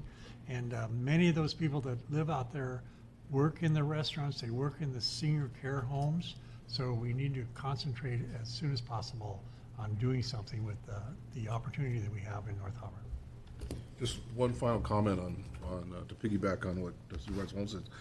That this project here up in Auburn, that is a real opportunity to use form-based codes and really experiment with what, what is available. I mean, that's a huge opportunity to do a lot of mixed-use things there and really, find out what works and what doesn't.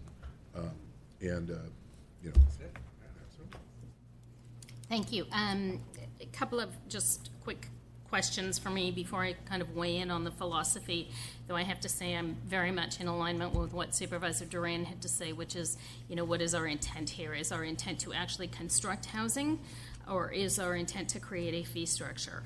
My intent is to get housing constructed. What we don't see in Placer County is people saying, we need a new fee structure. We see people saying, we need housing. So just from that perspective, I'm 100% on board with Supervisor Duran. I know that we do have some revenue that still comes in from the former redevelopment agencies. What dollars would be available sort of on average on a given year if we were to take those former redevelopment dollars and put them to housing specifically? Well, if we used 100%, which was not done under the former redevelopment agency. Understood. And we had more money, so now we just get Placer County's share, not the entire cut off the top. I think in this year's budget we had about $2 million, I think, $2.2 million in fiscal year 17-18. And of course, if you took 20% of that, like we did with former redevelopment, just under $500,000. Which would construct one unit, essentially. Yep. Okay. That money could be bonded against, however, so that is an option. And that's something that's being considered for the Sunset Industrial Area also, is bonding that so that you can develop infrastructure. Because, I mean, obviously this is one thing that I have heard from a number of members of the public, that they would like to see those dollars that we used to collect through the redevelopment agency and put them back into our communities for housing. Same question generally around the host compliance TOT that has been generated. So to date, we've got about $750,000 in revenue that was generated from that additional contracting work we did with host compliance, and that's mostly out of Eastern Placer County. We've gotten responses from about 25%. So as we send out more letters and get more responses from the properties who are renting but not paying, we think that in one fiscal year that could increase the TOT by a fairly significant amount. Could be, $2-3 million, depending on if the responses are tracking to what they are now. And so, since that is what I'm going to characterize as unanticipated revenue, since this whole vacation rental issue is still fairly new issue, that is something that could conceivably be dedicated in full or in part to housing. There is nothing that precludes us from using that money for that purpose. That's correct. Nothing precludes you. That's general fund revenue. Okay, thank you. One of the things that I did want to mention around the eastern end of the county particularly is in addition to the weighing in basin versus out of basin, and I don't remember who brought it up, but thank you, is just the additional costs of construction up there because of snow load and some of that. And so I think we do need to be very mindful about that. And I think I think we are going to just have to settle on some sort of percentage at some point if we do move forward with a fee structure.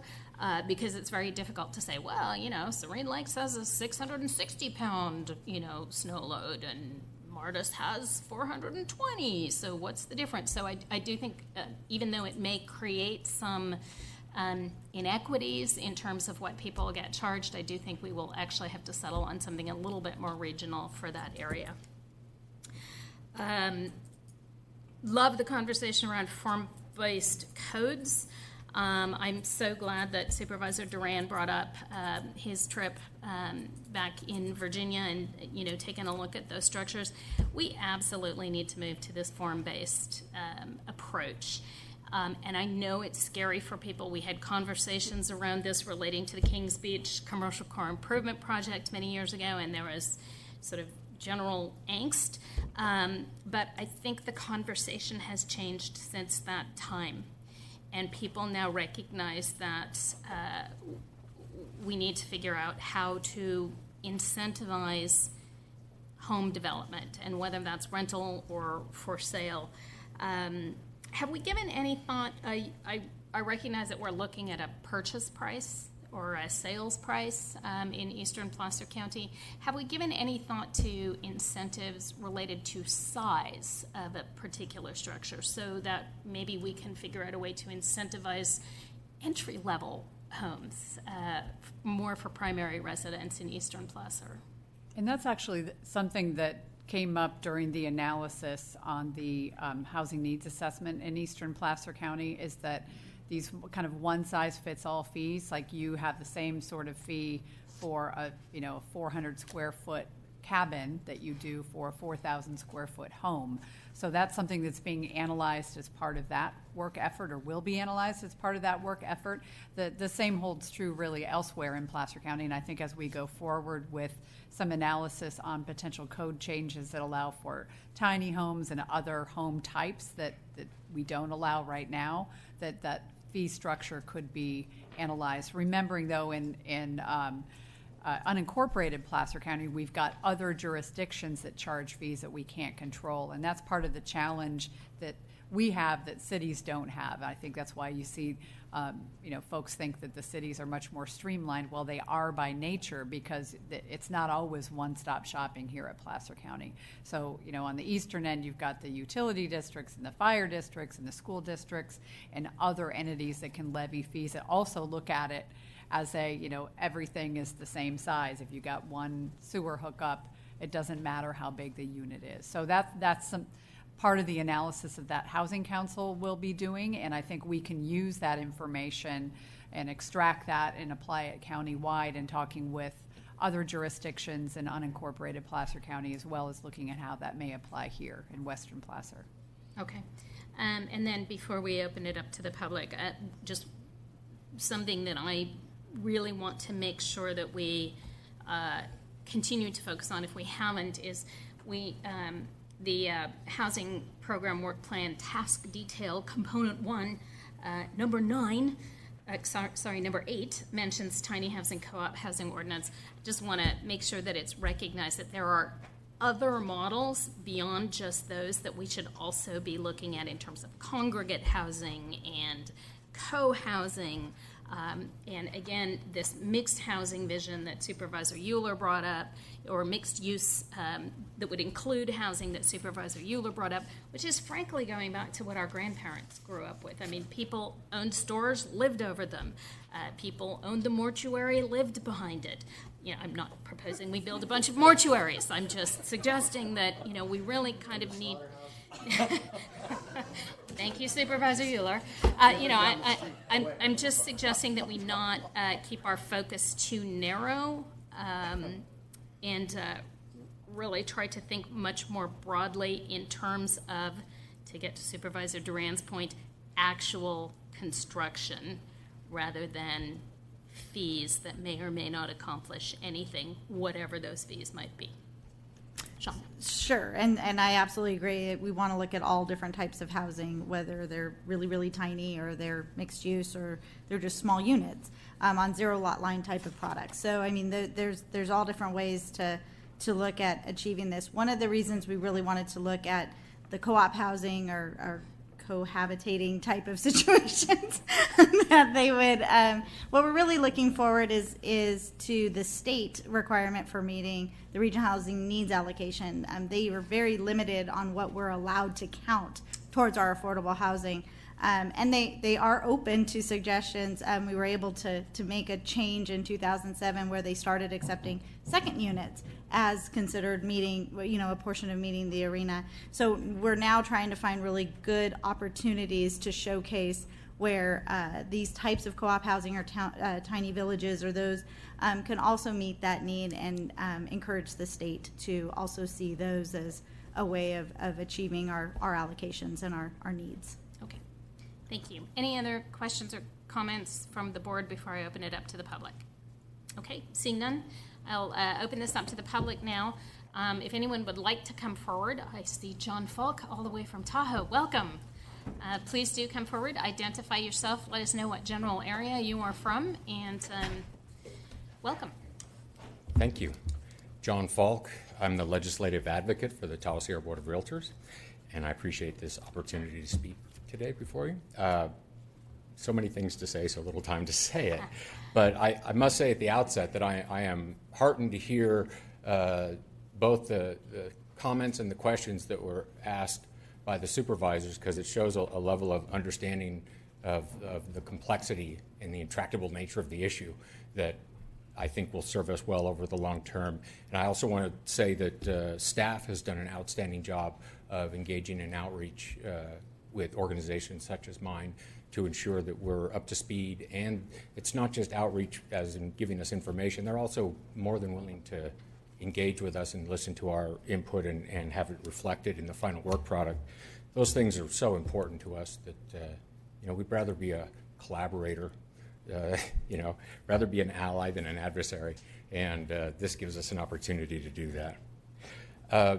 In listening to what's been said, and I've read the documents, in fact I read the housing study, and there's a number of points that are well made. I would echo and perhaps amplify what Supervisor Euler said as it relates to how construction is viewed. And what came to mind when I was listening was that it's really a mindset issue, and that it seems to me that new construction should be viewed as an asset, not a burden. And when you look at inclusionary housing, workforce housing requirements, fees, other regulatory or governmental interventions, they seem to start with the opening premise that new construction is a burden. It's a liability. And from our perspective, at least, when you build housing at any price point, you're increasing the overall housing stock. That should have a positive impact on housing availability and pricing, especially as you move, some of the older houses back into the market.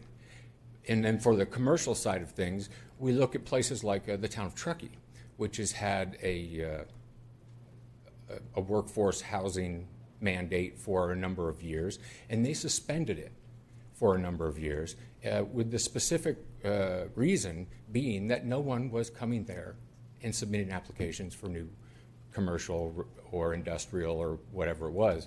And so they recognized as well that to be competitive in the marketplace, the county has to set itself up for success, and the city has to set itself up for success, and in doing so, that's how you get there. I don't have time to say everything I wanted to say, but I would ask you to take a look at second units, especially in the High Sierra, as probably the principal way you're going to get new housing put into place.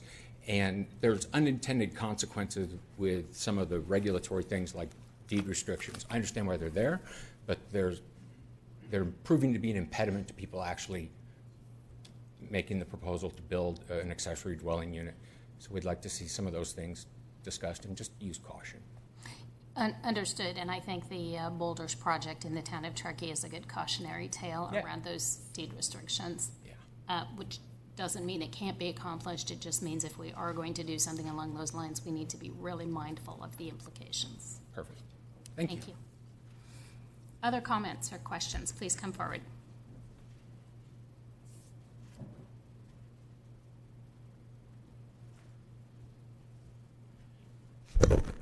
My name is Gary Mcdonald. I'm Executive Director of Lighthouse Counseling and Family Resource Center in Lincoln. And a week or so back, I sent you all an article that I'd come across from the Municipal Research and Services Center in Washington State on affordable housing. And in the article, they talked about what cities and counties are offering in terms of bonus densities, fee waivers, streamlined review processes. They were experimenting with alternative and affordable housing types such as cottage housing, accessory dwelling units, small lot development, attached housing. I would also like to add to that mixed use zoning, which you've talked about, and non-conforming use, and allowing significant variances in construction. all of that was sent to you in hopes that you would consider eliminating fees in lieu of, because I did want to mention that the subject heading was making affordable housing profitable for contractors. And I think that you can do that. I think that you don't have to charge them fees in lieu of adding to their burden of construction. That there are a multitude of ways that you can have workarounds that affordable housing is being built. So hopefully you've had a chance to look at that. There were some examples in there from Boulder, Colorado, Montgomery County, Maryland, Portland, Oregon, Sacramento County, San Diego, San Luis Obispo County, San Mateo, Sarasota, Florida. I served on the Planning Commission in Manitou Springs, Colorado, and was vice mayor for a couple of years. So it's a small mountain town, and we had a lot of infill projects and a lot of innovative ways to create housing that was affordable for the general public in that area. And I'm going to close with a personal comment that the last state I lived, I was born in Wisconsin, but the last state I lived in was Colorado, and I moved here to open up a new food bank in San Diego, and so my money didn't go very far.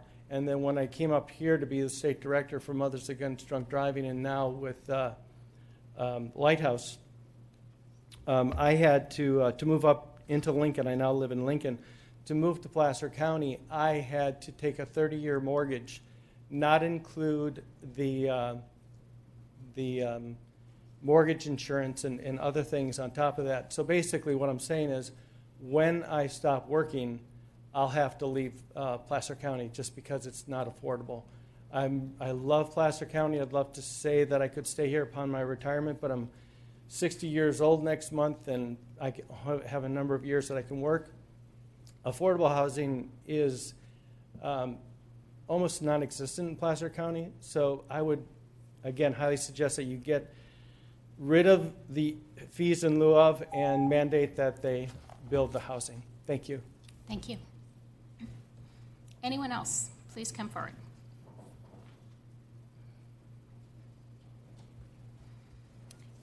Good morning. And if there's more folks who are interested in speaking, feel free to form a line. Get in line. That way we don't actually have to wait between each speaker. I'm Leslie Brewer. I'm the Director of Advocacy and Services at Peers. I'm the President of the Board for the Homeless Resource Council of the Sierras, and I'm also Older Adult Advisory Commission for District 5. We need affordable housing now. We don't have time to wait to do the in lieu fees and wait for it to be built. I agree with Darren from Lighthouse that we asked builders to build the affordable housing and skip over the in lieu fees. Keep bringing up things that were in the housing element under housing programs. And there was a B15 that was adopted, encourage shared housing, that the county shall work with a social service or advocacy agency that encourages shared housing by providing information and matching potential homeowners with interested renters. I know that Seniors First has been looking at trying to start a model of this to help some of their seniors. This is something that could be done now. Then there was also a thing that I keep bringing up, and that was B16, landlord training seminars. The county shall work with local agencies and organizations to develop a landlord training program for individuals who are interested in renting their homes, second units, or rooms within their homes. The program would provide information on the current laws and practices involved with landlords and their tenants. This is something that we as a community and the county could be working on now. There's seniors that are, as they age in place and they're trying to stay in the county, and a spouse dies, their income plummets, and they want to rent a room, but they're afraid. They don't know how. They don't know how to find a good roommate, how to select a good tenant. So these are just things that I see that the community as a whole could be working on right now to help people get housing while we're working out whether to require building or the in lieu fees. Thank you.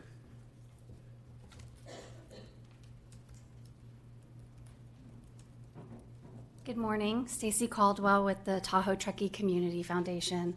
I just wanted to first thank you for prioritizing this conversation and congratulate you on the housing delivery unit. I think that's a huge movement in the right direction. And also your participation and leadership on the Mountain Housing Council. We've met for the first time in June. We're going to meet again in September, and a lot of good work is getting done there thanks to participants like you. I just wanted to acknowledge that you're embracing the complexity of the difference between the eastern and western parts of the county. I think it's a really important aspect in these conversations. I think there's a lot to learn from each other in the process, but I think you're going to have to think differently in going forward both ways. So I see that you've already begun that. And I'm interested in learning more about the Government Center project. As a pilot project, there have been similar conversations that we've had in the Tahoe Truckee region, and I think we could engage the private sector in really helping us kind of mobilize around it and provide new ideas, new resources, and really test some innovations, not only at the policy level, but the funding level and the actual build unit level. So I feel like we have a very engaged community through the Mountain Housing Council, and the private sector is also leaning into these conversations. And so whoever I need to connect with on the pilot project here, I'd love to see if we might be able to manifest something similar up there. So thank you. Thank you, Stacy. My name is Rick Stevens. I live in the unincorporated area of Placer County in Truckee. I was elected last November to the Truckee Tahoe Airport Board, and I'm here today speaking for them. And I want to thank the supervisors and staff. I've spent a lot of time with Jennifer Merchant talking about housing. I ran on that platform, and I'm passionate about it. And the airport is also there. We were the first organization to commit to the Mountain Housing Council last November for $50,000 for 3 years. And last November 28th, we approved actually a subsidy of 11 duplexes in Truckee, 2 apartments in each duplex, 22 apartments. And we are giving a subsidy to the developer when they deliver a C of O of $30,000 an apartment to encourage them to rent to locals only, to limit the cost per bedroom to $750 increased by the CPI, no short-term rentals, no sales, and we're just trying to create housing for moderate income workers in the district. There's need for everything, but that in particular is big. We're looking at all different kinds of things. The biggest concern about raising fees on housing is the impact on the lower end with this one fee thing. It's just, it's very hard to do things when the fee is almost $50,000 for a house and another $20,000 for a second unit. And if you raise the fee, unless you work on the reduction of fees for the housing that you want built, it'll be counterproductive because it works against people building affordable housing. So you got to be careful with how you implement this kind of thing. And almost one of the biggest things that the county could do is speed the process, because the process of going through 8 months on an EIR and that only has 3 comments on it and $135,000 for a project I'm talking about, a specific one, and a transportation fee district that was $28 a lot that is holding the thing up for 7 months till it's formed. Just the delays kill people in getting housing done. I totally support Supervisor Duran's encouragement. Land's so expensive.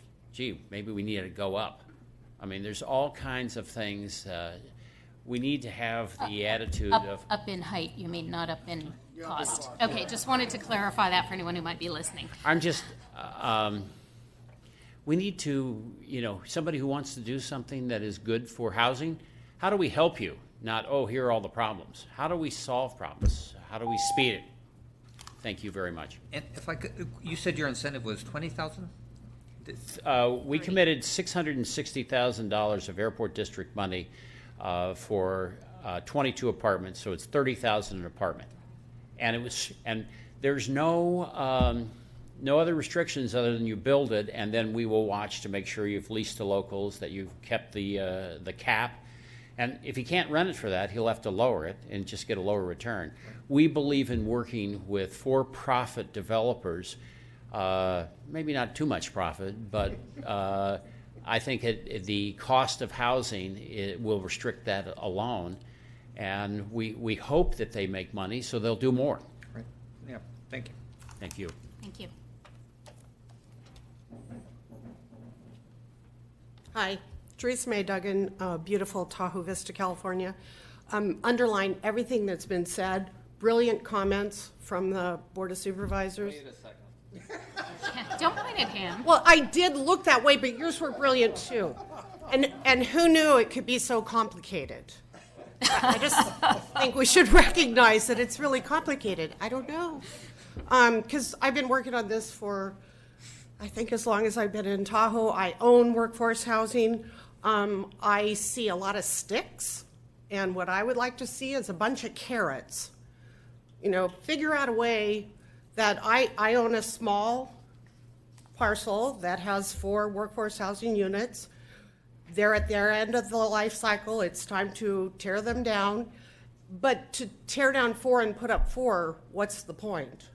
So I want to work with the county, leveraging the property that you guys own right behind me. So a partnership with the county, and we tear down 4 and we put up 6 or 7 or push it or something. But so a few more carrots, a few less sticks. The secondary dwelling units, a brilliant idea. Its time has come. If it's okay in one place, expedite that permitting process for the next place. But then also in the amnesty program, and I can say this because I very proudly own a secondary dwelling unit that allows me to live in Tahoe because I share my parcel with my tenant who helps me pay the mortgage. But my unit could be put in dozens and dozens and dozens of places at Lake Tahoe. It would keep families living there because they would have a little bit of extra income from the rent. So the amnesty has to be reasonable.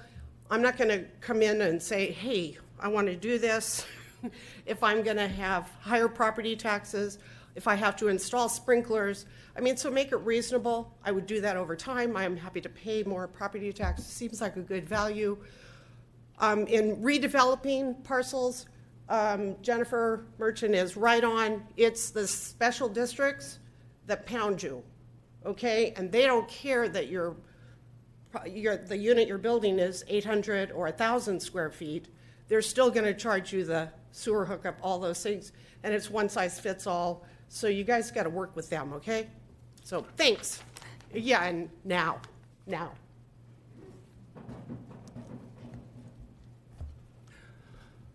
I'm Richard Sanborn. I live in Auburn. I may disagree with some of the people that have spoken, but I'm going to say this anyhow. I am concerned about this affordable housing, workforce housing, seniors housing. Some of my concerns are, basically, I think you're putting a smiley face on urban sprawl. The people who live here, as a citizen of Auburn, I don't want to have to pay for the infrastructure for this housing. I pay for my own infrastructure. I pay for my sewage. I don't want to have to enlarge the sewer for someone who doesn't live here. Similar to the Lincoln Sewer Pipeline, those people were. That project was very expensive. There were 2 less expensive projects you could have voted for. I supported Democrats, and the Democrats turned on us and the middle class and working class people and voted for that Lincoln Sewer Pipeline. I'm disappointed in you. I'm also concerned about destruction of the semi-rural character of this area, which is what people come here for. Similar to the villages developments 1 through 7, which are going to impact the Auburn Ravine. I think you may destroy the urban character by the time people who want to move here, young couples have the money to move here. They may decide you've created something like Rancho Cordova that they don't want to move here. I want to protect the semi-rural quality of life that we have here and make it something that people will want to come back to when they have the money.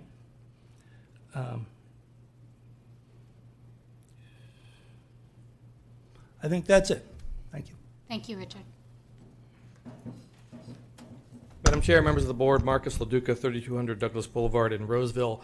Just have a few comments. I think the comment made earlier of providing fewer sticks and more carrots, I think, is very apropos, as is the comments from Supervisor Holmes, Supervisor Duran, relative to focusing on housing as opposed to necessarily a fee.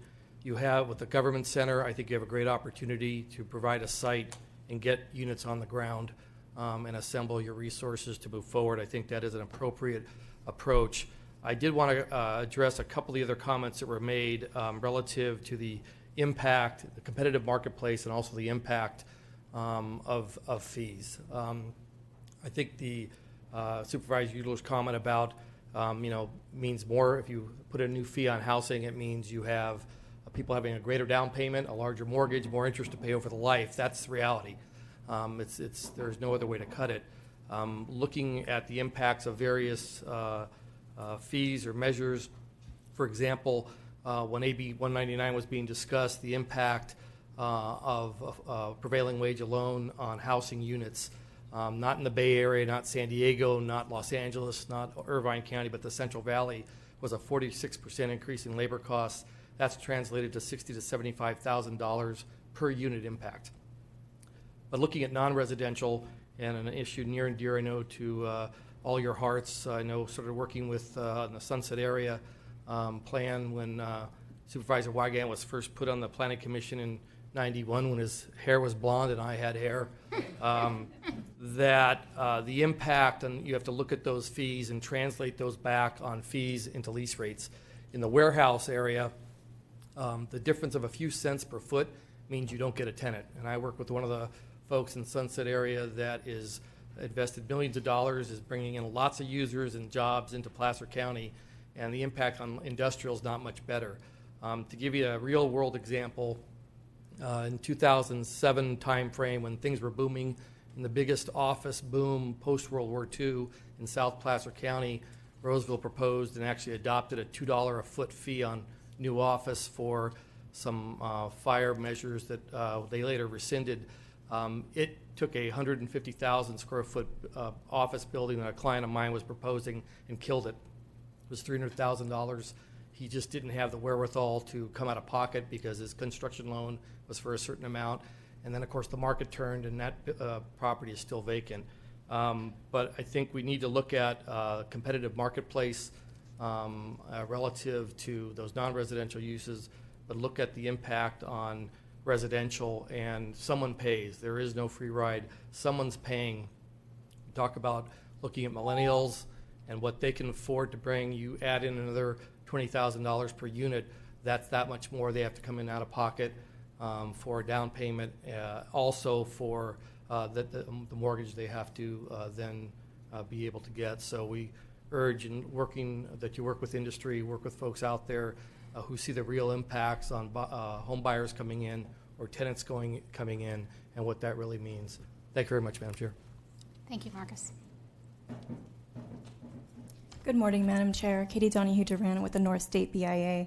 We want to thank the county for the work that they've done to date on this issue of affordable housing. As you know, the new housing market has not fully recovered from the recession. The $5 per square foot maximum justifiable fee in the Western Placer study would have serious effects on housing starts and could potentially make much needed residential projects infeasible. This amount is double the highest fee in the region, and we are concerned that this amount would put the county at a competitive disadvantage compared to neighboring jurisdictions. And as Jennifer Merchant mentioned in her study, another point to keep in mind is that there are several pieces of state legislation that are moving through the process that could potentially help local jurisdictions with this issue. With that, we look forward to continuing to work with the county on this issue of affordable housing. Thank you. Thank you, Katie.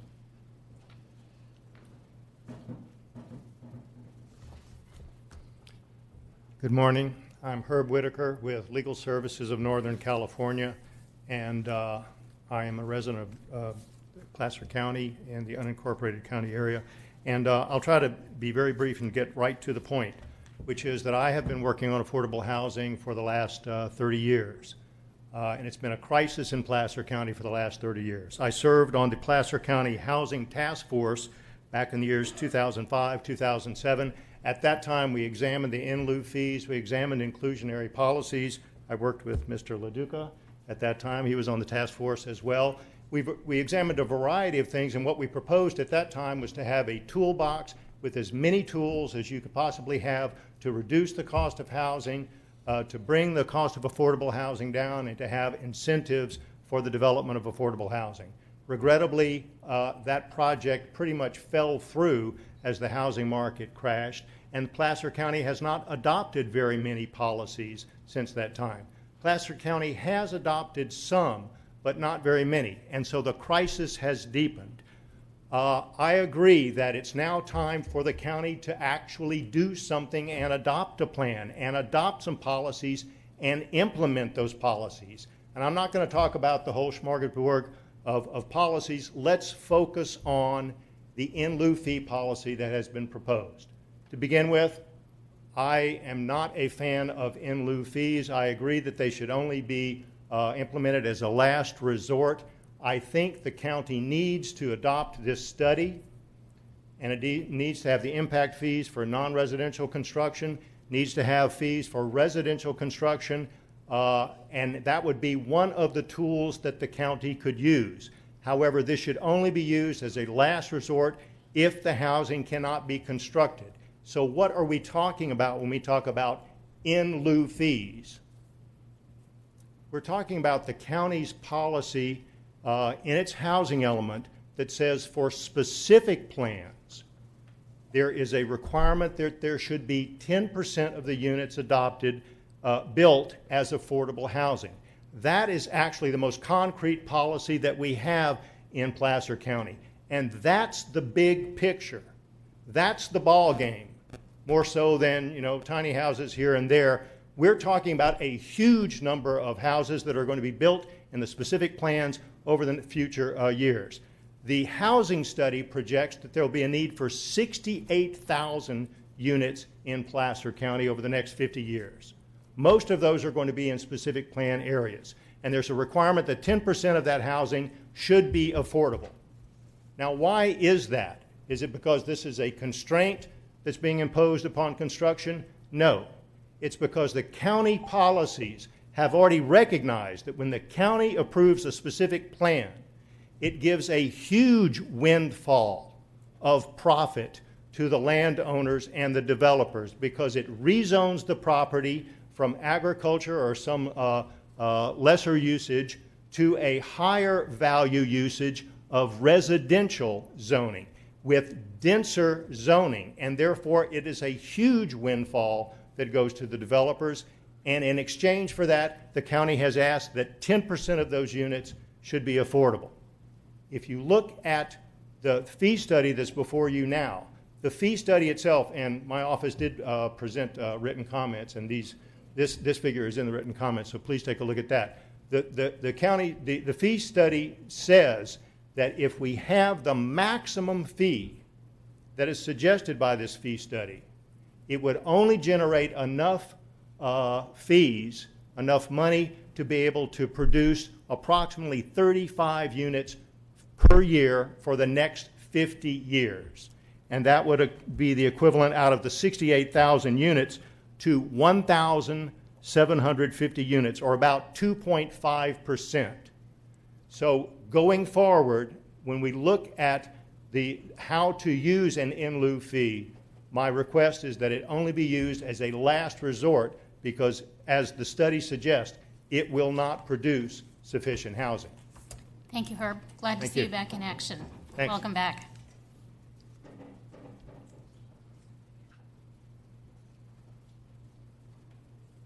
Hi, Veronica Blake, CEO of Placer Community Foundation.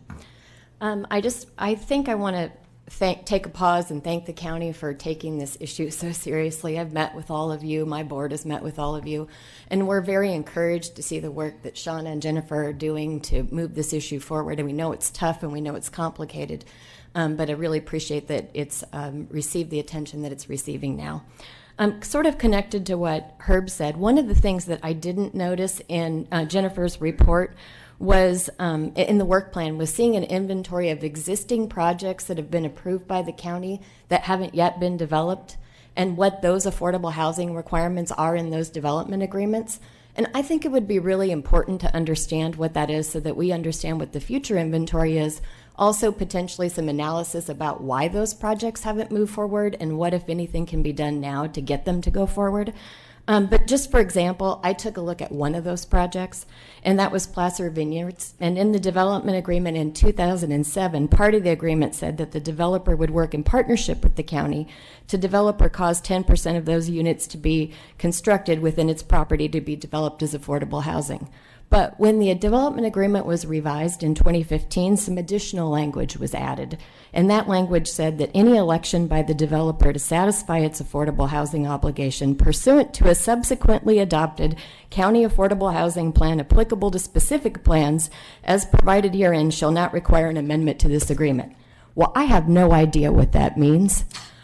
But I think we need to find out what it means. And it made me wonder what's in all the other development agreements. And as you're making decisions about whether you want to accept fees or cause construction, we need to understand the implications that are in play with projects that have already been approved.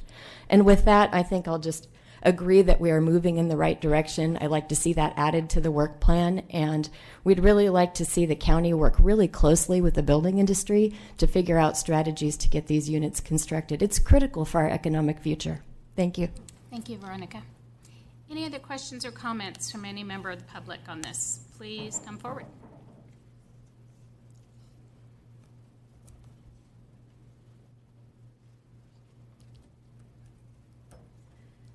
Good morning. I'm Sue Thompson. I'm a realtor, and I've been working in this area for the last 38 years, 40 years. And I just wanted to say again that I agree with Supervisor Euler, Holmes, and Duran, and that I want to just say that before our crisis becomes like an emergency, we really do need to add housing. But it can't go through a process. So I think it's important to look at what's existing, what's standing. And I think that adding to the cost of housing through fee structure is really adding to our problem. It's kind of like the dragon eating its own tail kind of thing, and it eventually just sinks. And I've seen us, since I've been in real estate, add fees, and it hasn't really helped our housing stock. Excuse me. What I think we need to do is lower the price. And the only time I've ever seen a price go down is when we had a glut, not adding to cost. So I think that immediately, and I know this is kind of scattered, but I think the problem's kind of scattered too, is that I think that we need to streamline approvals, get the jobs done. I think that lowering fees, the carrots, as someone mentioned, taking existing inventory, vacant buildings, commercial buildings, industrial buildings, and allowing them to be utilized for housing, through, mixed-use zoning. And I also think that creative housing options are in order, like cargo container repurposing kinds of things, and the tiny house. And I know that tiny house is a big deal right now to a lot of people, but I think it's important to add it to, as was mentioned, the toolbox. Thank you. Thank you. Any other questions or comments on this? Last chance. Okay, I will bring it back to the board for additional comments and direction. Supervisor Duran, did you have anything? Supervisor Euler. Yes, ma'am. So we've heard a number of very good comments from folks. I think you hear a strong emphasis being placed on what can we do to incentivize the marketplace as opposed to adding additional cost into the process. Let's not delude ourselves. Placer is one of California's 58 counties. Much of what we do in terms of process is driven at the state level, unfortunately. The gentleman from the airport district identifying the months of time that it takes for an EIR. Well, we have CEQA. We have a number of different things that drive that time.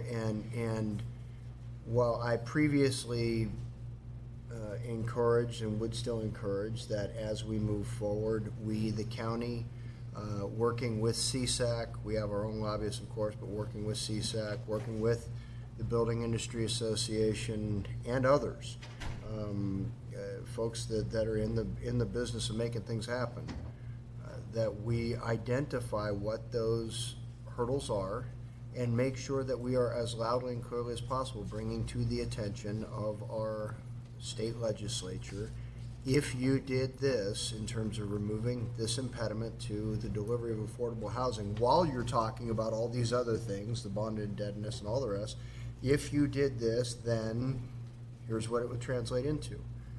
What I would encourage us is to take an additional step, and that is working with CSAC. If the state legislature is not inclined to change state law across the board in certain areas, then perhaps they grant local planning jurisdictions the authority to waive certain requirements when they meet these kinds of objectives. In other words, if the county has the authority to streamline the CEQA review process, if the county has the authority to exempt from certain additional cost drivers that occur when private dollars get matched with public dollars. If we have the authority, they give that to us to make the determination, does that work in Placer County? It may not work in San Diego County, but does it work in Placer County? And are we willing to give Placer County that tool so that at least they can address their need? So I guess what I'm looking for is, as we move forward with this this approach of both taking care of what we can take care of and looking to the state to say, give us some help. If they're unwilling to do things statewide, let's introduce the notion of, okay, what about local control? What about you just say, all right, we're handing this to the counties, and you counties go figure, because maybe then 5 years hence they'll look and they'll see, hey, look, these 6 counties over here have done a wonderful job advancing affordable housing while these 8 counties have languished. What happened? And where can these counties learn from these counties? So I think we've got a lot of good positive feedback from folks today, and I think you see a lot of good support for generally the direction that we're going. Supervisor Wygant. So want to thank staff and the community for doing a really good job. I think we're particularly well positioned on this issue as it relates to the whole time that I've been on the Board of Supervisors. And strategically, for me, I think the driver should be, what is our goal? How many units do we need, and should we put on the ground, and then have a strategy that falls back from that? Maybe some of those things we can't do or don't make sense or aren't appropriate for Placer County, but I think it actually should, for the first time ever, really focus on getting stuff done as it relates to affordable housing. And I think the timing is perfect right now, both with the board and staff and the community. So with that, I would emphasize only today that we have a broad array of tools. I kind of like the idea about the in lieu fee being sort of a last resort type of a tool, but I think it could be an important tool in the toolbox.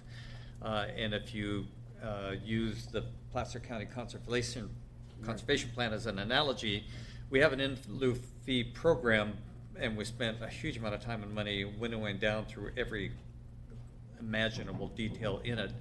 But at the end of the day, if we were to charge the fee instead of conservation on the ground, it would fully fund the requirement for that conservation. So if we use that as a principle, and combined with it being not just collecting money and doing nothing with it, I think we're going to end up having a strategy component that serves us well. Again, on the wide range of tools, I want to connect that to the state a little bit for therapeutical reasons, but we had redevelopment agencies The state will from time to time get excited about something, and as it relates to local government, typically what happens is when their funding gets difficult, they hammer us with that burden, like taking away redevelopment agency tools. So we don't want to put all of our eggs in the state policy basket, but I like the idea of trying to influence some of the outcomes, particularly as it relates to the processing costs that are connected with that. So that I really look forward to working with everybody going forward on this, getting some exciting things done. Supervisor Holmes, did you have anything? Okay. I did have a number of comments, and then we'll move to our action, which is we are being asked to approve the 17-18 Housing Program Work Plan. I'm going to say that I am philosophically very much oriented to the build it perspective. I think we need to start being very focused on our 10% inclusionary and making that a requirement wherever possible, and where not possible, we have an appropriate and a reasonable fee structure.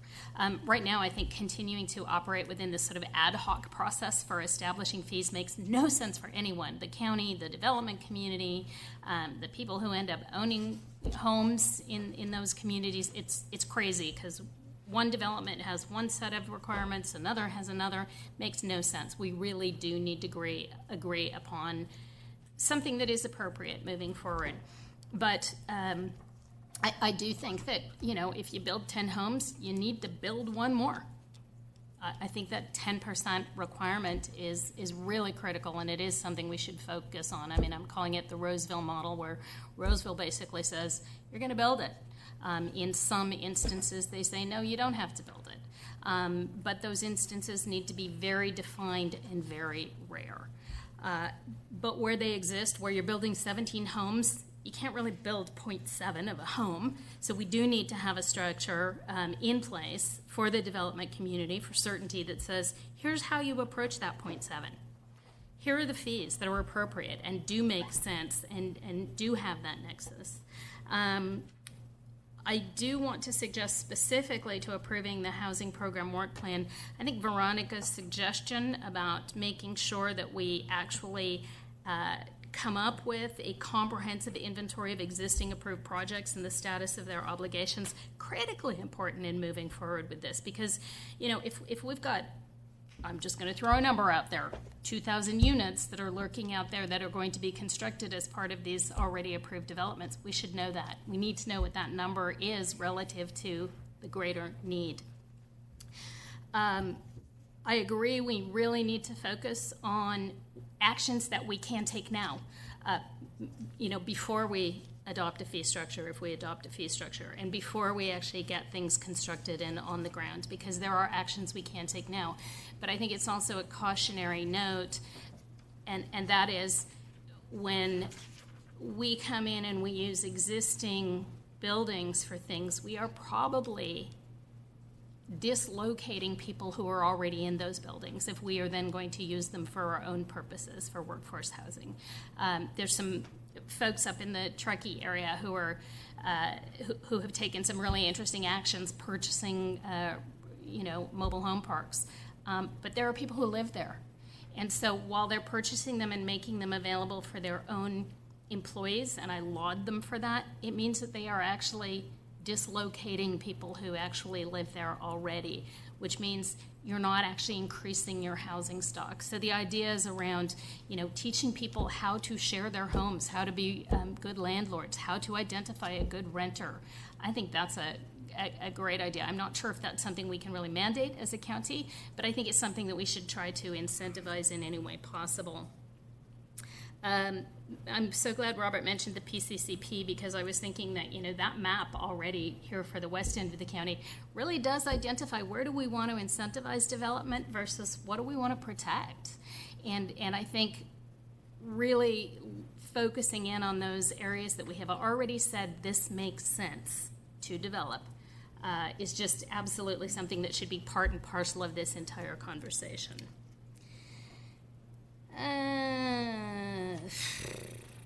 One of the things I did want to bring up, because this has been mentioned both by the development community and by what I'm going to characterize as the pro-workforce and affordable housing community is we need to figure out a way to actually exempt workforce and affordable housing from the fees and the fee structure moving forward, because the logic behind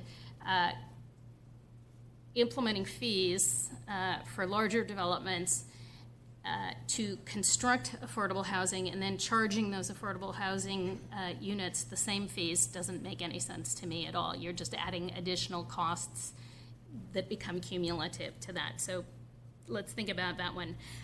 Also want to just maybe give more thought to how we incentivize those smaller homes. Smaller units. My family, our first home that 4 of us lived in was 1,100 square feet, and none of us thought that was crazy. But we have gone to an approach in our culture where 3,000 square feet is now considered a normal home for a normal family. And maybe we need to have a little bit of a reset and figure out a way to incentivize those smaller homes so young families, seniors who are downsizing can figure out ways to get into something which is more size appropriate for them. So those are my comments. We will be now moving, unless there's any other comments by any board member. Okay, see none.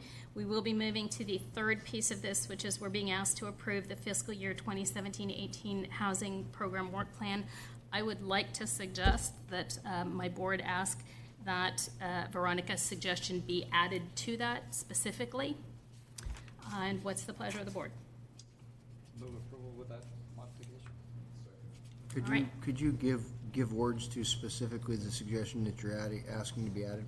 Yes. I would just make it be an evaluation of projects that are already approved and a delineation of what specifically are their affordable housing requirements and what that inventory potential does to the plan.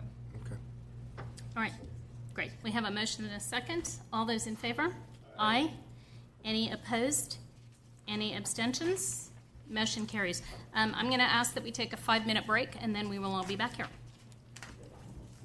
Thank you.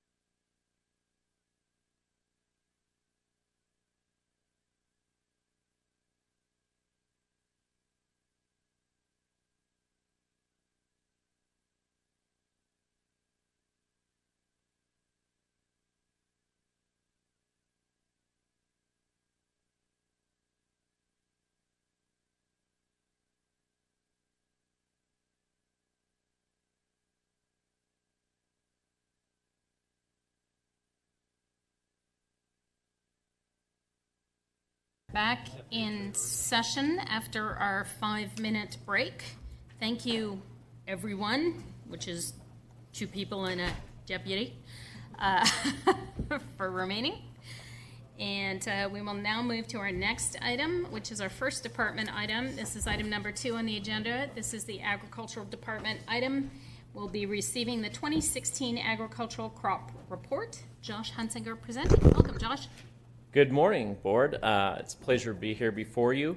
I appreciate the opportunity to come and highlight our 2016 crop report. We've got a couple things to report, and so I wanted to actually schedule an item to present those to you. I'm happy to present this report. Overall, the dollar value of the crop report is gone up a little bit, and there was some significant changes within it as well, which I thought were interesting. But most of all, I wanted to really highlight the format. In the past, the crop report was basically a folded white sheet of paper. It looked like this. So this is our 2015 crop report. Just the basics. This is required by the Food and Ag Code state law that we file one of these crop reports with the Secretary of Food and Agriculture every year. So the new version, as you have in your packet, is we really reformatted it, made it much more colorful, includes a lot of photos of agricultural scenes, working landscapes in Placer County, and we also add a lot of content to it regarding everything from a roster of my staff who are working hard out there to protect agriculture, a number of our statistics related to our agricultural marketing program as well. It's important to note that this crop report does go out statewide. It's sent to the State Department of Food and Ag as well as USDA, and they use it when building their statistics as well. As far as some of the specific statistics, overall, the value of agriculture is up slightly, around $65 million in gross agricultural production value, which is up just slightly from 2015. Even though a number of our primary large crops that drive that number were down slightly, timber was down quite a bit, and as well as rice prices being down quite a bit. We did see a bump up in poultry production in the county, so in western Placer County. So that really is the biggest significant difference. Is poultry as part of what we call other livestock on the report actually bumped timber out of the top 5 for the first time, at least in the last 15 years or so that I've been working on the crop report. So those were the big changes, and I just really want to highlight that change in formatting. I think it really represents Placer County well, and I want to thank all of the growers. We really depend on kind of voluntary assistance from the growers to compile all these numbers, and it's a major effort for my staff to then gather that information from the growers and compile it into this report. So with that, that was my presentation, and I'd welcome any questions or comments that you have. Any questions or comments from any member of the board? Yeah, it's beautiful. Kirk. Yes, two quick comments. Number one, I can't even get my kids to look at the camera at the same time, and yet you got, 8 cows to do it, so well done. It's impressive.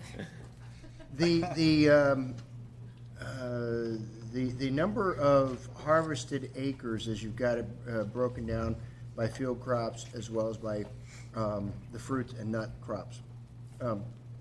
For whatever reason, we don't have totals there in the report, and at least not that I'm seeing. And I'd be very curious to see on a running basis. I mean, it looks like, as I'm just looking at the field crops, it looks like the field crops increased in 2016 over 2017. And then I'm looking at various parts of the fruits and nuts as well. And I think perhaps more so on the fruits and nuts part, as well as the number of tons, or however you're measuring the poultry and the sheep and the unit per weight, all that fun stuff, might be an indication to our board of the success that we are having through our Placer Growing initiative in encouraging the smaller, 10, 20 acre hobby farm kind of stuff. So. Yeah. Being able to track that over time, I think, would be very interesting. Yeah, no, that's a great comment. Thank you. Otherwise, I do like it, and I want to know who's the cow whisperer. Yeah. That's the difference between anybody with a camera and a professional with a camera, I guess. Yeah. Robert. Just a quick, broad question, may not even have an answer. Is there anything in our trending that compares to the state in any interesting way, or any statewide trends of, the drought historically has been significant than last year. We have almost too much water, and just kind of curious. Yeah, it's really hard to characterize in a broad term because when you look at timber, for instance, our numbers are way down from 2014 when we had about $12 million worth of timber harvested in the county. We're down into the, I think, $4 million range.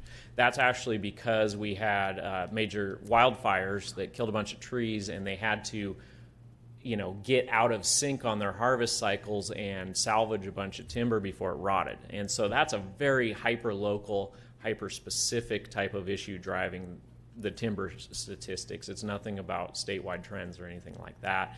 Versus rice, which is dependent on export markets, and it's a global commodity that's driven by, import tariffs and, a lot of different factors in addition to drought and how many acres are planted and what happens in Louisiana and Arkansas with their crop. And then you compare that with mandarins, which is almost all marketed directly from the producer to the consumer, and you see a much more stable, the price is in a stable fashion, very consistently going up over time, and we're having great success. And Placer County's mandarin crop is recognized, more and more as just this really premier quality piece of fruit, and it commands a much higher price compared to what's coming out of the valley in a very stable fashion. So it really depends on the specific crop.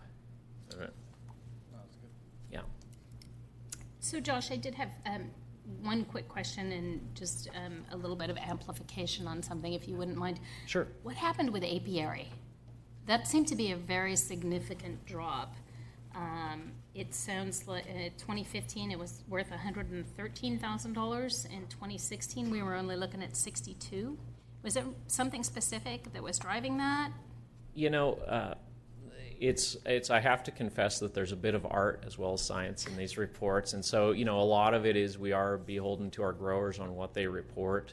And what's really interesting with apiary and bees, for those of you who may not be aware, is that we have a lot of beehives in Placer County, but those beehives are typically in maintenance mode when they're in Placer County. We have probably 20,000 plus beehives here in Placer County, but they're generating income in other places. They go out of state to make honey, or out of county to make honey, and then their almond pollination is probably the most lucrative economic thing that beekeepers do. Each of those hives is worth somewhere just south of probably $200 an acre, or $200 per hive when they go to almonds. But we don't, up until last year, we didn't have any commercial almond production in Placer County, and so none of that income. There's probably several $1 million worth of income generated off those beehives just in almond pollination, but we don't count that here in Placer County because that's not where it occurs. So it's really just wax and honey sales, and depends on who did what that year, and and then what they reported to us. Okay, and then just very quickly, if you could, can you give us an update on where we are with the Asian citrus psyllid?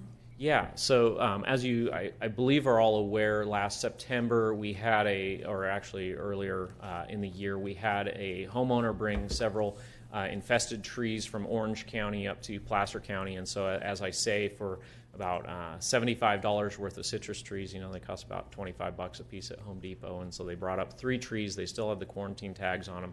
So for $75 worth of citrus trees brought up here from Orange County, triggered about a $100,000 quarantine. The industry and the federal government and the state government bore that cost. It hasn't been a real much of an impact on Placer County's general fund, but we have been doing a lot of work based on these contracts that have resulted. And so that put a large portion of Lincoln into quarantine, which means people cannot move citrus plant material out of that quarantine. That's a big impact. Fortunately, the edge of it went right to kind of Clark Tunnel Road, so like the Bickford Ranch side is in, and the Pilt's Produce side is not in on Clark Tunnel Road. So that was how close the quarantine came to our commercial citrus belt there. just this past June, doing routine surveys of backyard citrus in Roseville, they found an additional single insect. So that single insect triggered an expansion of that quarantine into northern Sacramento County, as well as a large portion of western Roseville. So right now, the biggest impact of that quarantine expansion is Lincoln only had 2 retail nurseries like the Lowe's and Home Depot there in Lincoln that had to be put into these compliance agreements to comply with the quarantine, which meant their ability to sell citrus plants was severely restricted. That expansion down into Roseville, now we've roped in Walmart, Costco, Green Acres, a bunch of Home Depots and Lowe's and various other retail nurseries, and so we now, and plus Denio, so we have over 40 different retail nursery locations under compliance agreement and are severely restricted on the sales of citrus. So that's been the biggest change, in addition to just the overall expansion and additional workload for detection trapping for the citrus psyllid. Okay, so, thank you. Yeah. Any other questions or comments from the board? Anyone in the public have any questions or comments on this presentation? You say Jack. All right. Thank you very much. Thank you. This was just an update and a presentation. We don't have any action on this. So we will now move to agenda item 3. This is a district attorney's item, which was continued from July 25th, 2017. This is the Social Security Administration Cooperative Disability Investigations Unit contract. Scott Owens presenting. I was going to say Nuno Tavares, but you are not Nuno. It's going to be Nuno. I was just going to do the intro real quick. First of all, thank you. I just want to say a few quick words with regards to Mr. Ferrer as well. When I started with the county in 1983, he was, I think, in his 3rd term as supervisor. I wasn't 3 years old, but you were 2. Yeah, something like that. But anyway, he just always conducted himself as a gentleman with me, and he left a legacy of public service that I think we all can emulate. Members of our community we need more members of our community like Alex Ferreira, and he will be missed, absolutely. So with that, some of you may remember a couple weeks ago we were before you on the Social Security contract with regards to $2.6 million over approximately 5 years. There was a number of issues that were raised at that time. In the days following that event, it kind of focused in on 2 major issues. One, the liability issue, concerns expressed by risk management, and then also from county council, the concern regarding the right to terminate on the part of the county in the event that things weren't working out the way we had hoped that they would work out to. So we've made inroads on both of those things. I'm going to turn it over to Nuno Tavares to address those things. At the conclusion, I'm going to ask that you grant me the authority to proceed and move forward, and I'll let Nuno kind of talk about the developments that have taken place over the last week. Thank you, sir. I like this podium much better. I feel taller already. I wore my heels today, too. I could have lent you a pair. Tall heels. Okay, so just go over just some quick highlights. Obviously, this is a continuation from last week. So on the risk update, we've received, District Attorney Owens received information from risk management that our general liability program would actually cover this program and the employees within the program, and that they didn't see any issue that warranted any concern. So that seemed to address part of the risk issue. Moving on to the county council question about the opt-out. So I tried after the contract, or after our last meeting, I contacted Washington and let them know that the concerns were in that we had hoped to get an opt-out exclusion. And as luck would have it, as my foot hit the door literally a couple hours ago, I got a call from Washington saying they're willing to put that language into the contract. So what they're willing to do is put that language in, that 30 days within the 1 year option, that we have the option to simply, if things are not working out the way they are working out, to opt out of the contract. And then they will move on and we will move on. So what we thought was probably highly undoable because we're dealing with the federal government contracts, they were able to accomplish. So I haven't seen anything in writing yet. I've been obviously here. So once I get that, I will forward that to county council. Quickly, the operations, again, just a reminder, we're hiring 2 new investigators at step 3 as budgeted in the contract. Those are replacing 2 experienced investigators that will be going down that are already budgeted in our contract, again, for a 0 cost there. We have $60,000 a year budgeted for our overtime. Any overtime that goes over that roughly about $30,000 a year for each investigator.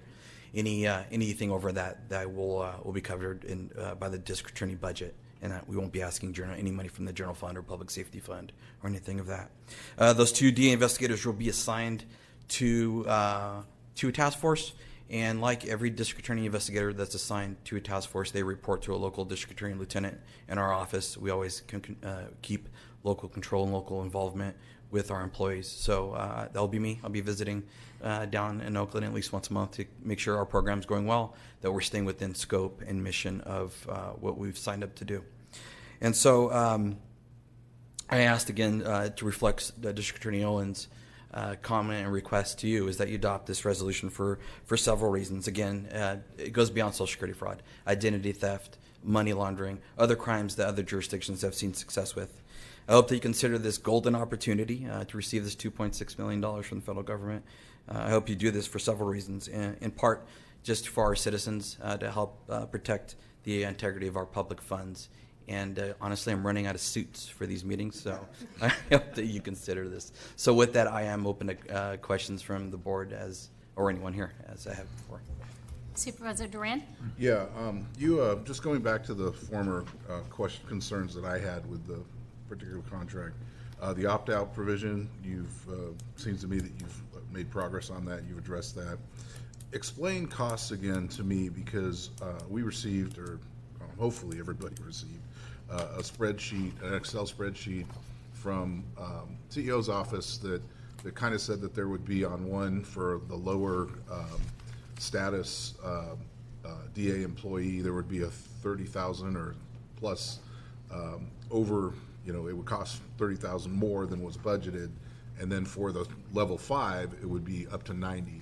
Can you kind of summarize how that looks on your end? I know that we had talked about some kind of a pass-through and utilization of some other funding that you had. Okay, we didn't receive a spreadsheet from the CEO's office, but I think what you're referring to is the delta between the difference of hiring step 3, 2 new step 3 investigators, which the contract is budgeted, which roughly is about $380,000, and that's our first year in employee costs. And then the delta of sending our step 5 investigators, which we are currently budgeted for already. So it should be a 0, because those folks are budgeted in already. So that should work out in your math to a 0. Hypothetically, if it doesn't work out to a 0, then you'll use other funds that you have available at the DA's discretion. Absolutely, and from my perspective, Scott, can you push the button? Absolutely, and from my perspective, the reason for doing that, not sending the new employees down there, is they're brand new Placer County employees. We want to get a look at them. We want to make sure that they're going to be good for our county. They're well-trained, thought of investigators in their current positions, but Placer County just hasn't seen them yet. So I've sent down 2 people that I know their work, I know who they are, I know I can trust them, and so those are the folks going. I kind of figured that was the mentality, because if you're going to be prosecuting federal level crimes, you want the top people on this. Now, you don't want the rookies. Absolutely. And I get that. The other 2 questions, or the other 2 concerns, was the deputization issue and the indemnification issue. And I think with the deputization issue, you've kind of wrapped up indemnification, because they're going to be deputized fairly quickly. Is that correct? That's my understanding. Mr. Tavares has actually gone through the cross-designation process, but my experience with that cross-designation process from the folks that I have seen go through it is that clause is in there. It helps both the county and the federal government. What happens is they're bringing in 2 employees that they don't know, that they didn't recruit, that they don't know anything about them, and they don't know anything about. They deal with 38 different jurisdictions, I think, currently. They don't know anything about Placer County hiring practices. What this gives them the opportunity to do, it's almost an out from the perspective of our employees are going to have to pass their background, which I'm very confident that they will. But if for some reason they don't, it gives us an option to keep the contract in place. They just would not be cross-designated because the federal government would be reluctant to do that. I don't think there's going to be an issue with that. I think it's going to, I know who I'm sending down there, and I know the stringent background policy that we've gone through here. And even in other times that we've cross-designated folks, I don't think we've ever had somebody not make the cross-designation process. But I think that's the reason for that clause. That's how I understand it.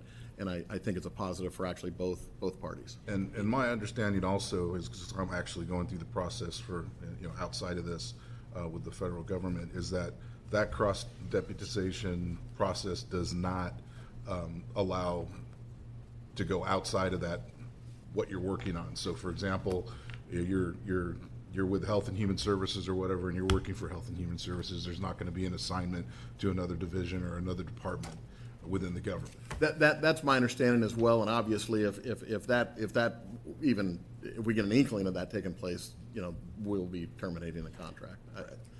I'll speak to really quick just to timing too. I spoke with the special agent in charge out of Oakland, and they said their intent was to move quickly on deputization.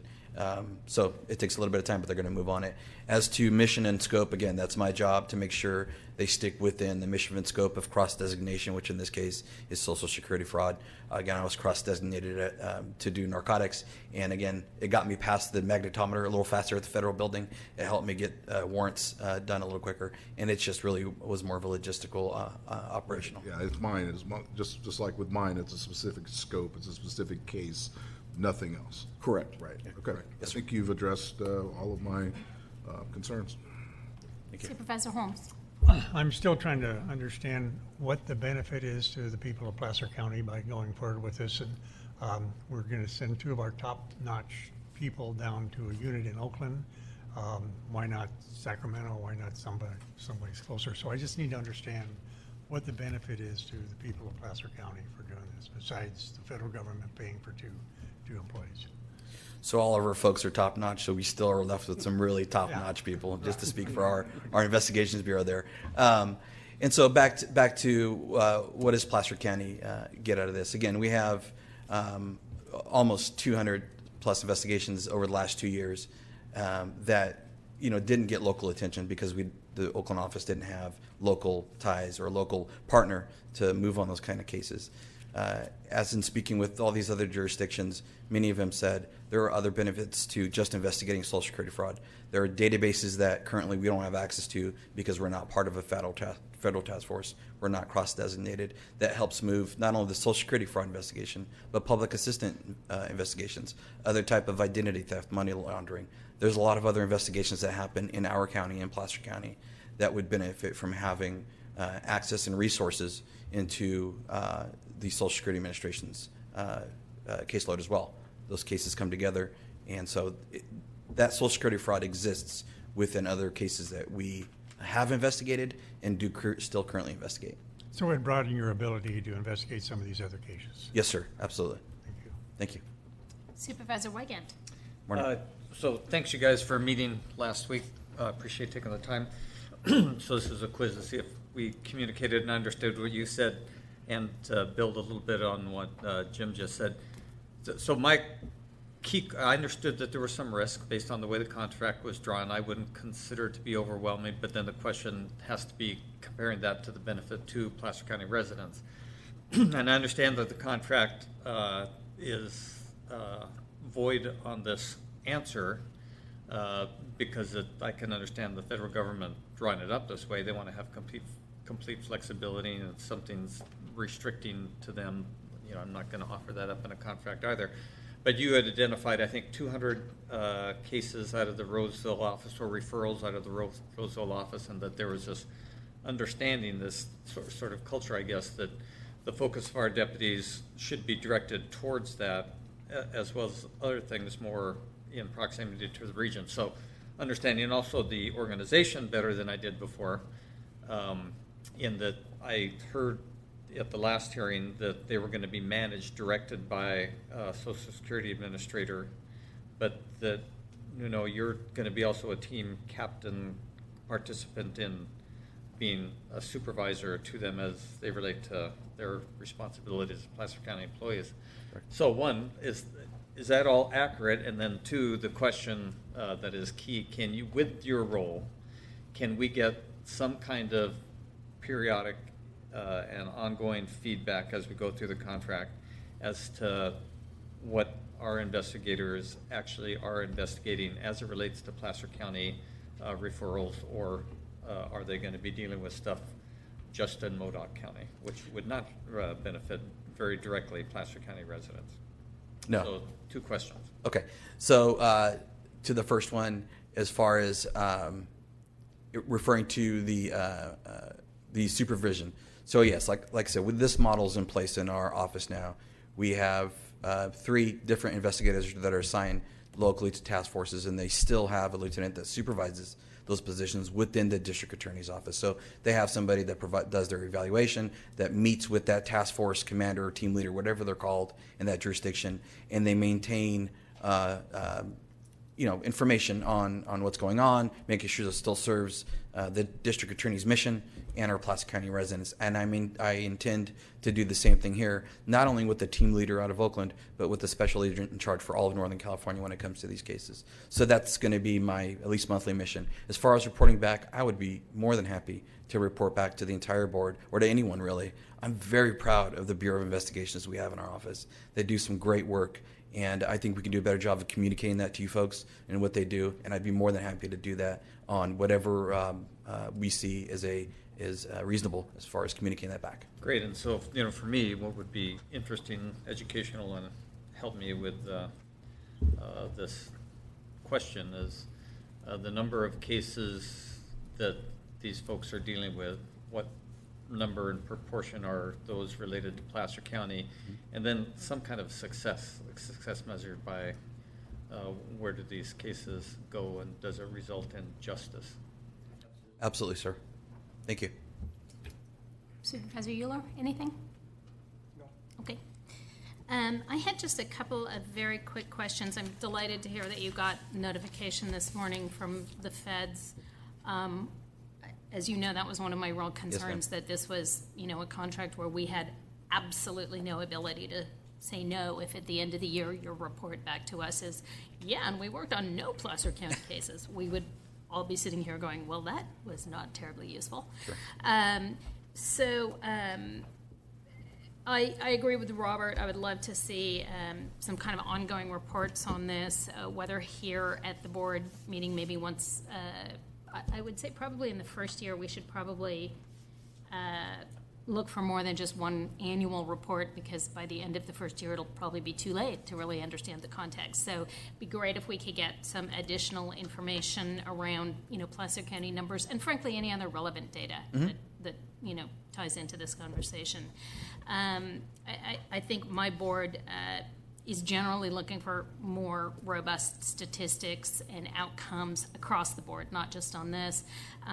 We're really focusing, as you know, on entering into contracts where we have measurable goals. Sure. That we can really take a look at the end of it and say, yeah, that actually made sense to enter into that contract, or no, it didn't. Sure.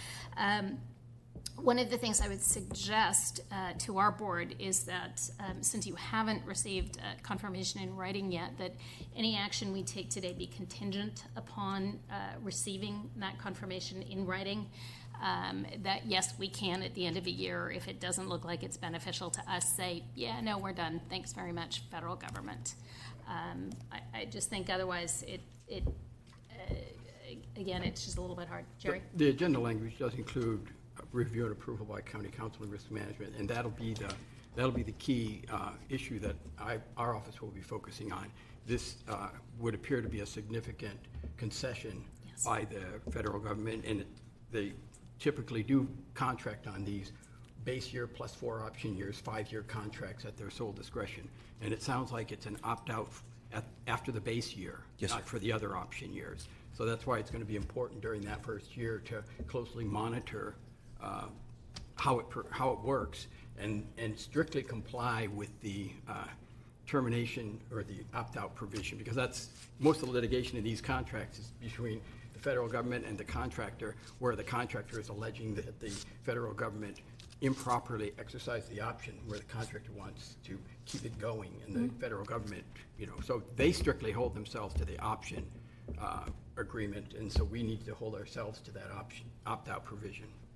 So, Mr. Carden, what they said verbally, I'm sorry to interrupt you, sir. I was just verbally what they had said is they would, they were looking to get the language, they would be 30 days within the end of the year option. So it would give us 30 days prior to the end of that year, each year, to make that decision. And clearly my concern is time is of the essence here. We thought, for the last week and a half, we thought we'd lost it until Monday. I think was when we really found out that we were still in the game officially, because we weren't getting phone calls back from them. So clearly, at some point, Mr. Carden, you and I have disagreed a little bit, not as far as your reading, but as far as the impact of the absence of that clause. I'm looking for the ability to go forward, I guess, is how I would put it. So. And I think the board action allows that. I just don't know how quickly they'll. I mean, the opt-out language has to be presented before you can sign the contract anyway. Right. And I think they understand that. So I think they'll be wanting to provide that right away so they can get the contract signed. So I made that comment to them as well. I said we need to move quickly. They at one point said I think they had until the September to spend the money before they move on to another agency. So they have to redo the contract anyways because the dates were July 1st, and obviously we're past July 1st. So I asked them to move as quickly as possible, and it's the federal government, so I'm trying. And to be, in all fairness, they have been very cooperative and will take some time to return calls and all that. I get it. This gentleman is the director for all these contracts and acquisitions, but I'll try to move them as quickly as I can as well. Thank you. Thank you. Well, I have to say I'm very comfortable with these changes with risk management, feeling assured that it is covered under our insurance policy, and this is not some additional risk to the county beyond the scope of our insurance. I'm very reassured by the conversation you had this morning, and am also reassured by the language, which is review and approval of county council. So I'm going to rely upon Jerry to make sure that language really is in the contract, because I'm totally comfortable moving forward with it under that situation. Supervisor Euler. Yep, I would move adoption of the resolution and the introduction of the ordinance. We have a motion and a second. Any additional discussion? All those in favor? Aye. Any opposition? Any abstentions? Motion carries. Thank you very much. Additional comment, a couple of things. I recognize that this was a somewhat challenging item to bring before the board, and there was a lot of acrimony over it. Hopefully, and I'm hoping, I want to thank Becky Riggin, Jerry Carden, as well as our risk management folks, and especially you, Nuno, for I put a lot of pressure on you to get these answers as quickly as possible. But hopefully, moving forward, it's not my job to get in your way to obstruct your mission, and likewise. So I'm hoping that we can sit down, figure out a better way to communicate these things so we get the things that we need in order to help you in your mission. That's really what it's all about and what it should be about. So I appreciate those comments, and that's obviously our wish as well. Thank you. Thank you, sir. All right. All right. Thank you very much. Save me from having to buy a new suit. Thank you very much. You might want to buy another one anyway, just because. I guess I'm back next week anyway, so I guess maybe I will buy a new suit. Thank you. All right, thank you. We will now move to agenda item 4. This is a Sheriff's Department item, replacement vehicle purchases through the California Governor's Office of Emergency Services. Mark Giacomini presenting. Welcome. Good afternoon, Madam Chair, members of the board, Mr. Carden, Ms. Riggin. Mark Giacomini, Placer County Sheriff's Office. I'm here today requesting your authority to purchase 25 replacement vehicles. 20 of those are patrol vehicles. 4 of them are non-patrol, 3 sedans, and 1 half-ton pickup truck. The non-patrol vehicles will be used for jail transportation, investigations, and for admin staff. We're placing the sheriff and the undersheriff's vehicles. Total cost is just under $935,000. These items are already on the master fixed asset list. They were approved with the proposed budget, and I'm back in front of you requesting the authority to purchase them through the Cal OHS program. Cal OSHA program. That was it. Okay. Yes, ma'am. Any questions or comments on this? Seeing none, what's the pleasure of the board? All those in favor? Aye. Any opposed? Any abstentions? Motion carries. Thank you Perfect. very much, Thank Mark. you. All right. We're now going to not move to item number 5, as I understand it. County Council, please enlighten Yeah, there's us. a closed session item on the agenda. Our office is deferring that to our next meeting. So there's no closed session today. Great. That means we have completed all business and stand adjourned at 12:09 p.m.